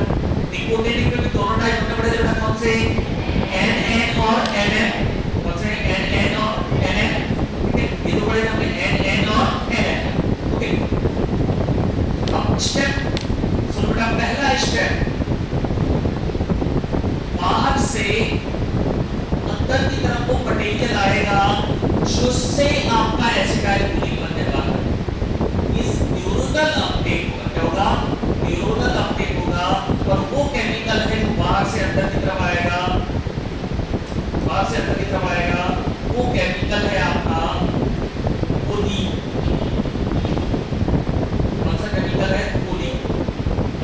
अंदर की तरफ आता है, साथ में सोडियम आयन आता है अंदर की तरफ, बाहर से सोडियम आयन और साथ में क्या आता है कोली। पहला स्टेप क्या है बेटा यहाँ पे, न्यूरोनल अपटेक ऑफ कोली, न्यूरोनल अपटेक ऑफ कोली। पहला स्टेप क्या हो गया, न्यूरोनल अपटेक ऑफ कोली। बाहर से अंदर की तरफ कोलिन आया, बाहर से अंदर की तरफ कोलिन आया, कोलिन हमारे ब्लड में घूमता रहता है, बाहर से अंदर की तरफ कोलिन आया, अंदर प्रेजेंट है एसिटाइल कोएंजाइम ए, अंदर क्या प्रेजेंट बेटा, एसिटाइल कोएंजाइम ए, और बाहर से अंदर की तरफ क्या है कोलिन, किसके कारण है, CHT, CHT का फुल फॉर्म लिखो बेटा अलग से, choline transporter protein, choline transporter protein, CHT को फुल फॉर्म लिखो choline transporter protein. Choline transporter protein के थ्रू कौन आया अंदर, कोलिन आया, किससे जाके मिला बेटा, वो एसिटाइल कोएंजाइम ए से, किससे मिला, एसिटाइल कोएंजाइम ए से जाके मिला। तो बेटा ये रिएक्शन की एंजाइम की प्रेजेंस में, ये एंजाइम आपका है कैट एंजाइम, कौन सा एंजाइम है, कैट एंजाइम। अब ये कैट का फुल फॉर्म लिखो बेटा, कोलिन एसिटाइल ट्रांसफरेज, कौन सा एंजाइम है, choline acetyl transferase, choline acetyl transferase. अब बेटा नाम से क्या समझ में आ रहा है, ये क्या करने वाला है, कोलिन में किसका ट्रांसफर करने वाला है, एसिटाइल ग्रुप का, और कोलिन में एसिटाइल ग्रुप का ट्रांसफर होगा तो क्या बन जाएगा, जल्दी बोलो, एसिटाइल कोलिन। तो ये बन गया बेटा, क्या बन गया आपका, एसिटाइल कोलिन। दूसरा स्टेप क्या हो जाएगा, synthesis of acetyl Colin, synthesis of acetyl Colin. अब बेटा एसिटाइल कोलिन बन तो गया है, लेकिन तुरंत हमें उसको उपयोग की जरूरत नहीं। कभी आप ऐसा करते हो, कोई ये रोटी बनाते जा रहे हो, खाते जा रहे हो, उसको मुसक्कर करने दो। तो अगर आपने कुछ बनाया तो उसको क्या करोगे, स्टोर करके रखोगे, जब जरूरत होगा क्या करेंगे, उसका हम उपयोग करेंगे। बेटा ये स्टोर हो जाता है यहाँ पर स्टोर होगा साइंटिफिक, स्टोर करने वाला एक प्रोटीन है, इस प्रोटीन को बोला जाता है वैट, इस प्रोटीन को क्या बोला जाता है, वैट, जो एसिटाइल कोलिन को क्या करता है, अंदर डालता है, ट्रांसपोर्ट करवाता है, वैट। वैट का मतलब वेसिकुलर अमीन ट्रांसपोर्टर प्रोटीन,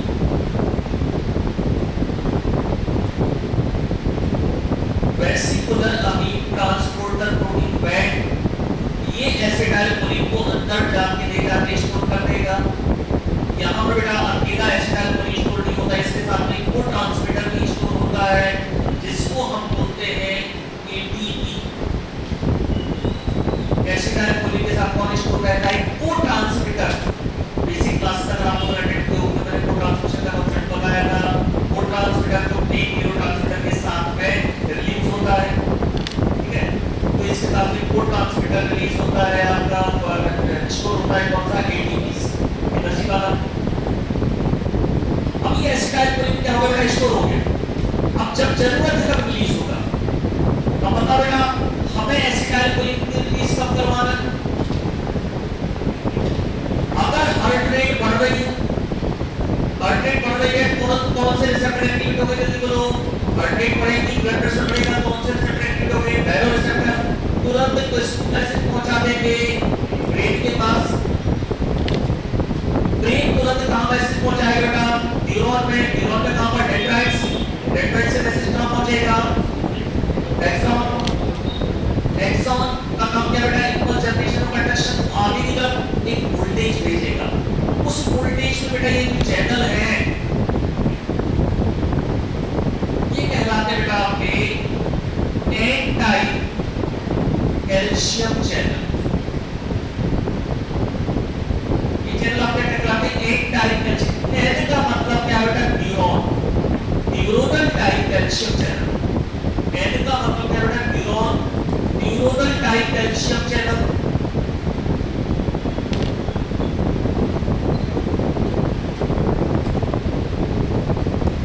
ध्यान से बेटा, पहला स्टेप कौन सा था आपका?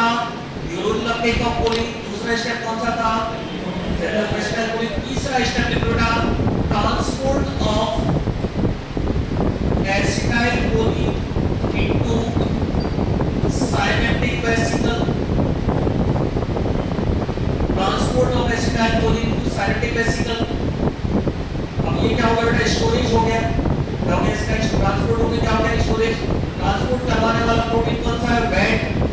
वेट तो प्रोटीन को क्या करवाता है? ट्रांसपोर्ट करवाता है।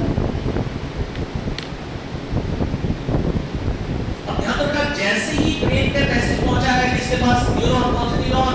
पहला सेक्टर न्यूरॉन। सबसे पहले मैसेज कहां पहुंचा?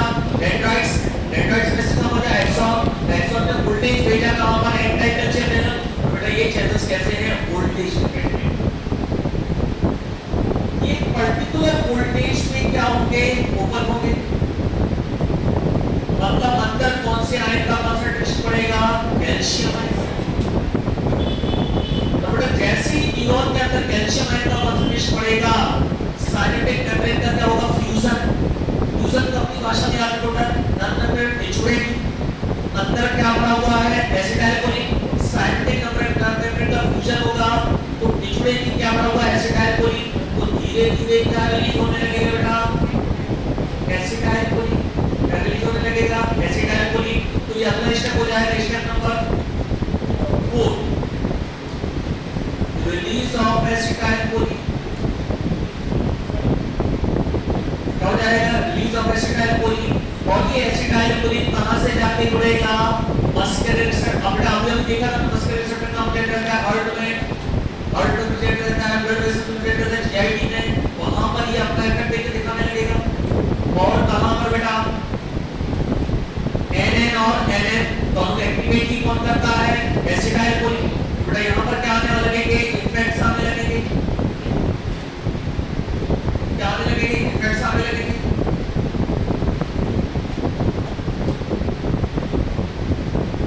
और रिवर्स में चलते हैं। इफेक्ट कब आए?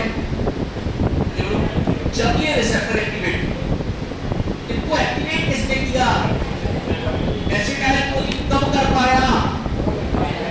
जब वो रिलीज हुआ, रिलीज स्टार्ट हुआ, कैल्शियम चैनल जब क्या होगा बेटा? ओपन हुए। उनको वोल्टेज किसने भेजा था? एक्सॉन ने। एक्सॉन को किसने बोला था? ब्रेन ने। बेटा लेकिन रिलीज कब होगा? जब ये स्टोर होगा। अगर स्टोर ही नहीं होगा तो रिलीज नहीं हो पाएगा। ओके, एसिटाइल कोलिन की बायोसिंथेसिस होगी बेटे, तब स्टोर हुआ होगा। बायोसिंथेसिस होगी कोलिन और एसिटाइल, तो वो कब हो पाएगा? अब अगला क्वेश्चन है बेटा, क्या एसिटाइल कोलिन लगातार रिलीज होता है? तो हो जाएगा बेटा, हार्ट रेट कम होती जाएगी, होती जाएगी, होती जाएगी, हार्ट काम करना बंद कर देगा। मतलब आपने किसी को ऐसी दवाई दे दी कि जिससे एसिटाइल कोलिन का रिलीज बंद ही नहीं हो रहा है, उसकी यूनिट पे आप कर जाए तो क्या होगा बेटा? एसिटाइल कोलिन रिलीज होता जा रहा है, होता जा रहा है, होता जा रहा है, हार्ट रेट कम होती जा रही है, होती जा रही है, हार्ट काम करना बंद कर देगा। जीआईटी मूवमेंट बढ़ते जा रहे हैं, बढ़ते जा रहे हैं, बढ़ते जा रहे हैं, क्या होगा बेटा? हीटिंग होने लगेगी। तो क्या ये लगातार रिलीज होता रहेगा? नहीं, ऑटो कट। क्या होगा? Auto cut. कौन से रिसेप्टर से जो लोग प्री साइनेप्टिक रिसेप्टर, यहाँ पे प्री साइनेप्टिक रिसेप्टर कौन से प्रेजेंट रहते हैं? F2। कौन से प्रेजेंट रहते हैं? F2। एसिटाइल कोलिन इन F2 रिसेप्टर से जैसी बाइंड होगा, ये नेगेटिव फीडबैक भेज देगा, ये pre synaptic receptor negative feedback भेज देगा, मतलब एसिटाइल कोलिन के रिलीज को क्या कर देगा? रोक देगा। साइनेप्टिक रिसेप्टर को क्या बोलते हैं? ऑटो रिसेप्टर भी बोलते हैं। इसका नाम क्या है? Auto cut. बेटा जैसे हमारे घर में स्टेबलाइजर में ऑटो कट रहता है, हमारे घर में आरओ के सिस्टम में ऑटो कट रहता है, यहाँ पर ये ऑटो कट है। जैसे ही एक्टिवेट होगा ये नेगेटिव फीडबैक भेज देगा, फर्दर एसिटाइल कोलिन का रिलीज हो जाएगा, बंद हो जाएगा। बड़ी इंटरेस्टिंग चीज बताऊंगा आपको बेटा। मान लो बेटा हमें जरूरत है 10,000 मॉलिक्यूल की, 10,000 कैसी मॉलिक्यूल की? Acetyl choline. लेकिन एक बार में 1.5 लाख मॉलिक्यूल रिलीज होते हैं। जरूरत कितनी है? केवल 10,000 और रिलीज कितने हो रहे हैं? 1.5 लाख। मतलब कितने एक्स्ट्रा हो गए? 1,40,000 एक्स्ट्रा रिलीज हो रहे हैं। तो बेटा जो एक्स्ट्रा एसिटाइल कोलिन के मॉलिक्यूल हैं वो यहाँ पर आते हैं और यहाँ पर एक एंजाइम प्रेजेंट रहता है, कोलिनेस्ट्रेज एंजाइम। कौन सा एंजाइम प्रेजेंट रहता है? कोलिनेस्ट्रेज। तो बेटा मेन यहाँ पर कौन सा प्रेजेंट रहता है? Actually acetyl cholinesterase. Acetyl cholinesterase enzyme है, इसका काम है तोड़ना, इसको तोड़ना, एसिटाइल कोलिन को डिग्रेड करना, उसका हाइड्रोलाइसिस करना। क्या करना? उसका हाइड्रोलाइसिस करना। ये क्या करेगा बेटा? एसिटाइल कोलिन को कन्वर्ट कर देगा कोलिन और एसीटेट में, कन्वर्ट कर देगा कोलिन में और एसीटेट में, और ये कोलिन फिर से पहुंच जाएगा एक नई साइकिल।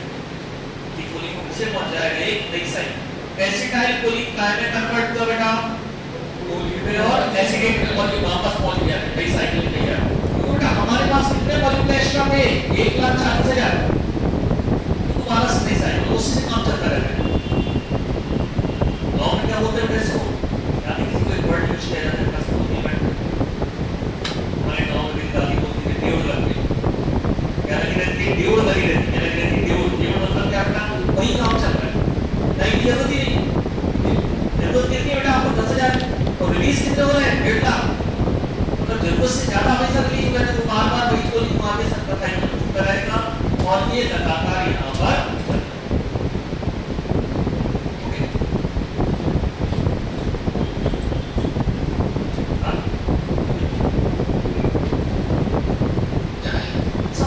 स्टेप में क्या होगा बेटा? कोलिन अंदर आएगा, कोलिन अंदर आया, अंदर क्या प्लेट है? एसिटाइल कोएंट है। कोलिन एसिटाइल ट्रांसफर, नाम से पता चल जाता है इसका क्या काम है। एसिटाइल को ट्रांसफर करेगा, क्या बनेगा? एसिटाइल ऊपर क्या? एसिटाइल कोलिन और उसको सुरक्षित करना है, स्टोर करना है। तो किसके स्टोर होंगे? फैट को स्टोर करेगा। अब जब जरूरत है तब रिलीज करवाना है। जरूरत है बेटा हार्ट रेट बढ़ रही है, अब हार्ट रेट को क्या करना है? कम करना है। जीआईटी मूवमेंट नहीं हो रहा है, जीआईटी मूवमेंट को हमें बढ़ाना है। ठीक है, जैसे सारे मैसेज पहुंचेंगे ब्रेन के पास, तुरंत वो एंजाइम पेनिसिलिन को क्या कर देगा? ओवर कर देगा। जो ऑटोमेटिक छुड़ेगी, क्या रिलीज होगा? एसिटाइल कोलिन इफेक्ट आएगा।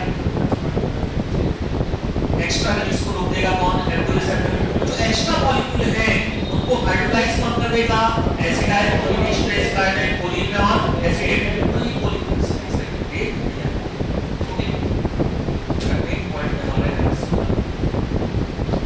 कोलिनर्जिक ड्रग्स का काम करते हैं। कोलिनर्जिक ड्रग्स का काम करते हैं। याद सुनो बेटा, मैंने क्या डेफिनेशन लिखवाई थी आपको कोलिनर्जिक ड्रग्स?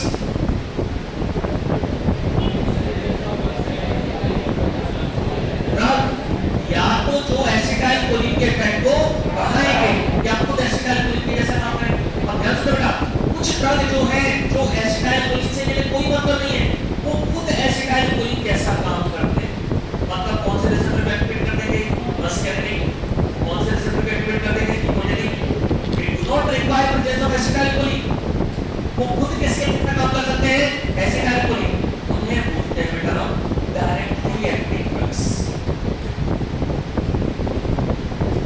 यानी हम क्या बोलते हैं बेटा? Directly active drugs.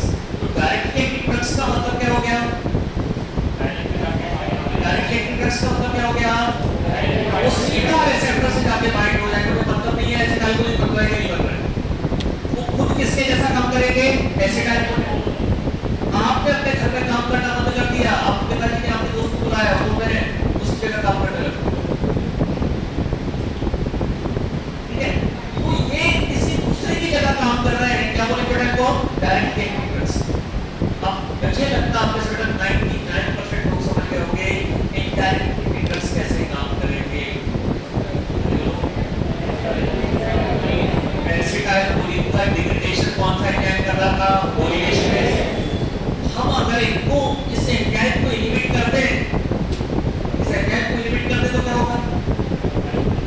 Acetyl choline थोड़े समय के लिए क्या नहीं होगा, आयोडाइज नहीं होगा, उसका लेवल यहाँ पे बढ़ जाएगा, मतलब क्या बढ़ जाएगा, इफेक्ट बढ़ जाएगा। ये ड्रग आपके कहलाएंगे इनडायरेक्टली एक्टिंग ड्रग्स।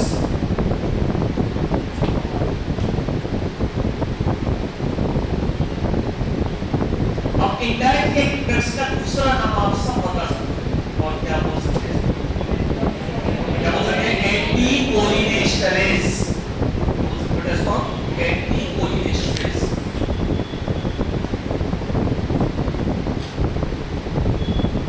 अब बेटा अगर हमने इस एंजाइम को कम समय के लिए इमिट किया तो क्या होगा,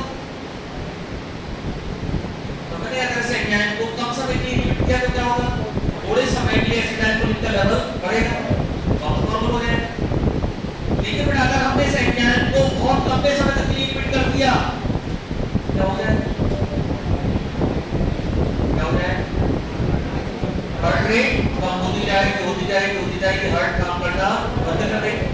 तो दो तरह के इनडायरेक्ट हो सकते हैं बेटा, एक कैसे कम समय के लिए और एक कैसे ज्यादा समय के लिए। बेटा जो कम समय के लिए काम करते हैं उन्हें बोला जाता है रिवर्सिबल।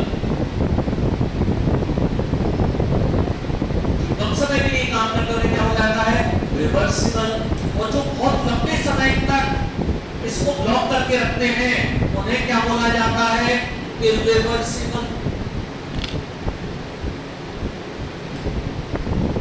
अब आप बताओ बेटा कि हमारे लिए दवाई के रूप में कौन से काम के, रिवर्सिबल कौन से काम के हैं, रिवर्सिबल। हमारे लिए दवाई के रूप में कौन से काम के, रिवर्सिबल। रिवर्सिबल क्यों लोगे, रिवर्सिबल तो इतने लंबे समय के टाइम लिमिट कर दिया, एसिटाइल कोलिन के इफेक्ट दिखाते जा रहा है, हार्ट रेट कम होते जा रहा है, हार्ट काम करना बंद कर दिया। बड़ा रिवर्सिबल तो क्यों कहा होगा, फिर रिवर्सिबल हमें क्लासिफिकेशन क्यों लिखवा है, रिवर्सिबल इनहिबिटर क्लासिफिकेशन लिखवा है, रिवर्सिबल एक्टिविटी। हां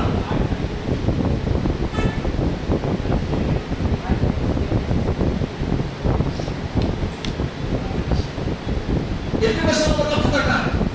बड़ा जो ड्रग खतरनाक है उनको क्यों कहां करोगे,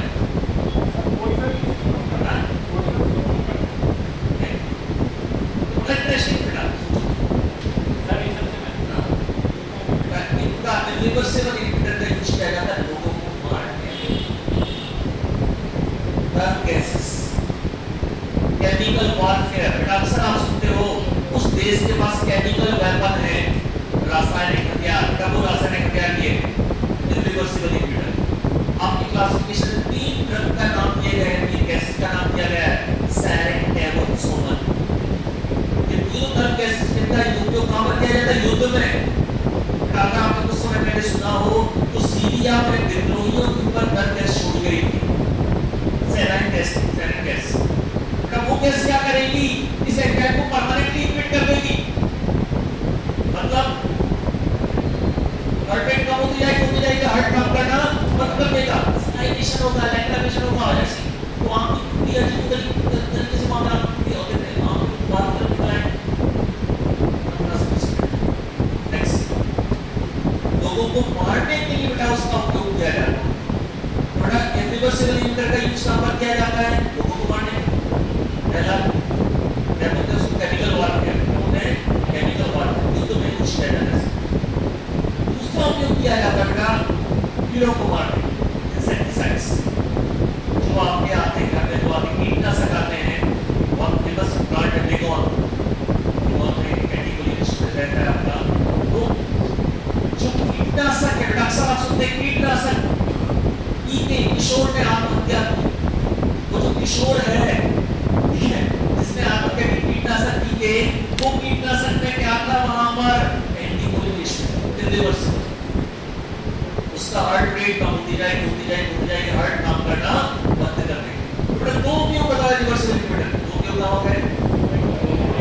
पहला हो गया इंसान, तो पहले किसको मारते हैं, कीड़ों को मारते हैं, तो दूसरा इंसानों को कीड़ों को मौत मारते हैं। पहला क्या हो गया, कीड़ों को मारते हैं, दूसरा इंसानों को कीड़ों की मौत मारते हैं। अमेरिका में खुदा के सद्दाम हुसैन के पास में रासायनिक हथियार है, जैविक हथियार है, और हमला करवा दिया। चाहे उसके जाने का आना तलाश ले लिए अकेला नहीं निकला जैसे को आता है, लेकिन किसी के ऊपर अगर हमला करना है तो अमेरिका अपने यहाँ से कोई युद्ध नहीं करता, वहाँ सब तो लिखा रहता है लड़ाई करवा दी यूक्रेन और रशिया में, यूक्रेन बोला मैं तुम्हारे साथ लड़ो, बेचारा उसका राष्ट्रपति की कॉमेडियन जैसे कॉमेडी की पूरा देश बर्बाद हो चुका है।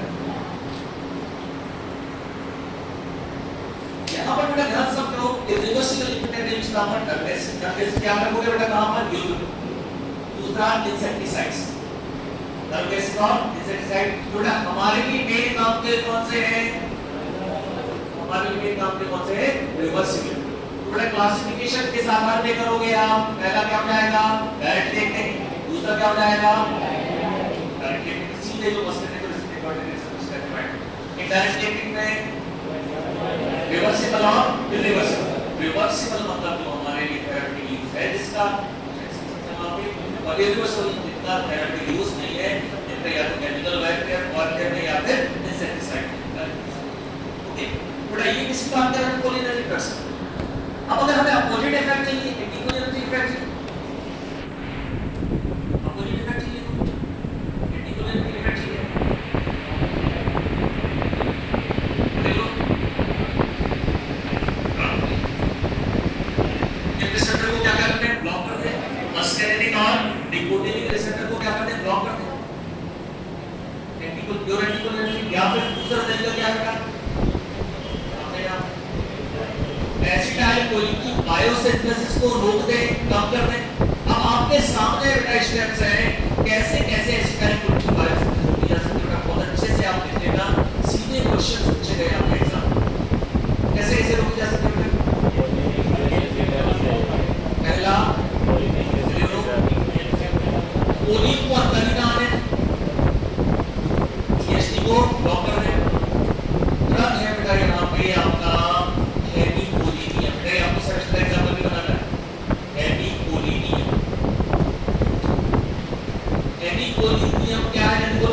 कोलिन अपटेक इनहिबिटर, एनिकोलिन क्या है कोलिन अपटेक इनहिबिटर, एनिकोलिन क्या है कोलिन अपटेक इनहिबिटर, एनिकोलिन क्या है कोलिन अपटेक इनहिबिटर। तो कोलिन को अंदर ही नहीं जाने देगा, जब कोलिन अंदर क्या पाएगा तो कम अवेलेबल रहेगा तो बायोसिंथेसिस क्या हो जाएगी कम हो जाएगी। एनिकोलिन इज कोलिन अपटेक इनहिबिटर, तो न्यूरल अपटेक कोलिन का नहीं होता। और क्या किया जा सकता है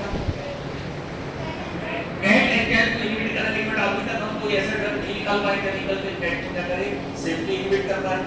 अगला टारगेट क्या हो सकता है एसिटाइलकोलिन बंद तो गया अंदर स्टोर ना हो पाए transport inhibitor, bat inhibitor transport inhibitor. और यहां ड्रग है बेटा वैसामिकॉल, वैसे बहुत बार क्वेश्चन आया है वैसामिकॉल इज एसिटाइलकोलिन ट्रांसपोर्ट इनहिबिटर, जो साइनेटिक बेसिकल में एसिटाइलकोलिन का ट्रांसपोर्ट नहीं है। बेसिकली याद रखना एसिटाइलकोलिन क्या है ट्रांसपोर्ट इनहिबिटर, कौन सा इनहिबिटर है ट्रांसपोर्ट इनहिबिटर है ऐसा।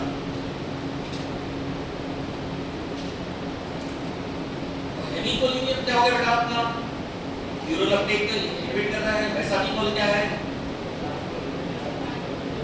ट्रांसपोर्ट। बेटा एक ऐसा केमिकल है बेटा जो रिलीज को बढ़ाता है, एक ऐसा केमिकल है जो रिलीज को कम करता है, एक ऐसा केमिकल जो रिलीज को बढ़ाता है। बेटा हम रिलीज को बढ़ाना पहले कम करने वाले केमिकल जो रिलीज को रोकते हैं, और वो केमिकल है बोटुलिनियम टॉक्सिन।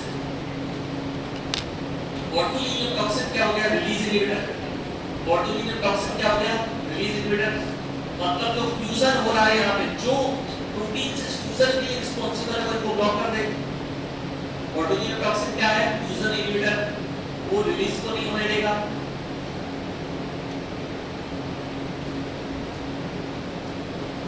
ओके जल्दी बोलो बेटा एनिकोलिनियम क्या है neural uptake inhibitor of choline, choline का अपटेक को क्या कर देगा इनहिबिट कर देगा। Vesamicol transport inhibitor, botulinum toxin release inhibitor क्या है रिलीज। सिंपल आपको सिंपल ट्रिक बता दूं कैसे याद रखना है। हेमी को क्या लिख दो यहाँ पे, हेमी को लिख लो आपका दोस्त है नेमी, क्या है नेमी। नेमी नाम का लड़का यहाँ पे खड़ा है और वो क्या नहीं होने दे रहा अंदर, इसको रोके रखा है कोलिन। नेमी ने किसको रोके रखा है, कोलिन को। कोलिन को अंदर नहीं आने दे रहा है, कौन नहीं आने दे रहा, नेमी। नेमी से क्या करते हैं बेटा आपको, हेमी, क्या करते हैं हेमी। वैसा सिंबल बेटा जहां पर आपने लिखा है इसको ऐसे लिखो,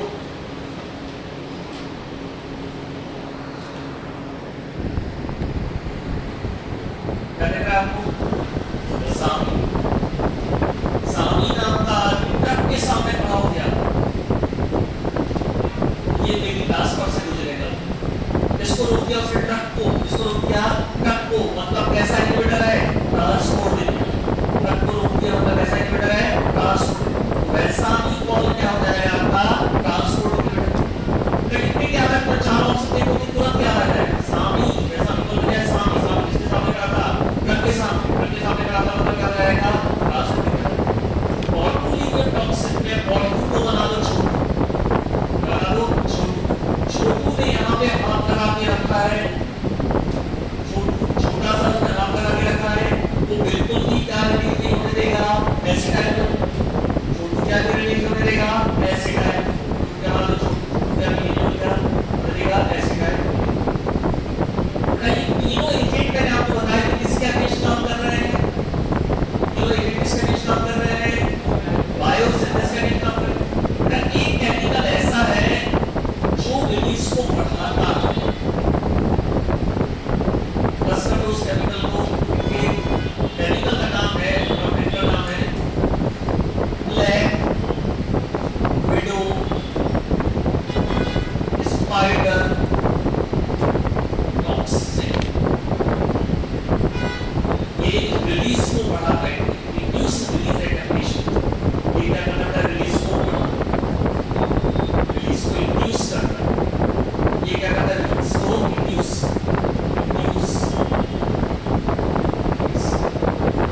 नाम क्या है इसका, ब्लैक विडो स्पाइडर। स्पाइडर की वैरायटी रहती है, काली विधवा पकड़े, black widow spider, black widow spider.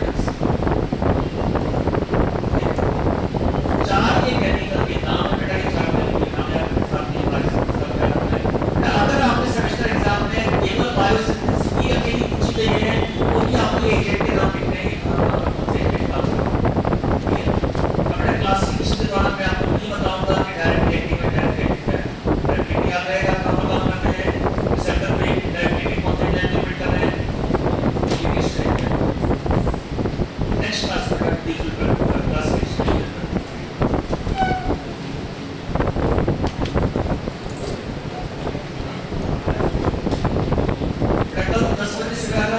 Yes sir. Yes sir. जितना कॉलेज में अगर छूट जाता है तो परसों अटेंड कर सकते हो संडे को, सेम क्लास पढ़ने कल नहीं, कल याद है सर क्लास नहीं पूरा बहुत बड़े इंपॉर्टेंट कोर्स है आपके। जितने लोग बेटा यहाँ पर नहीं कर पा रहे कॉलेज के कारण, परसों बाद में जाते हैं कर सकते हैं।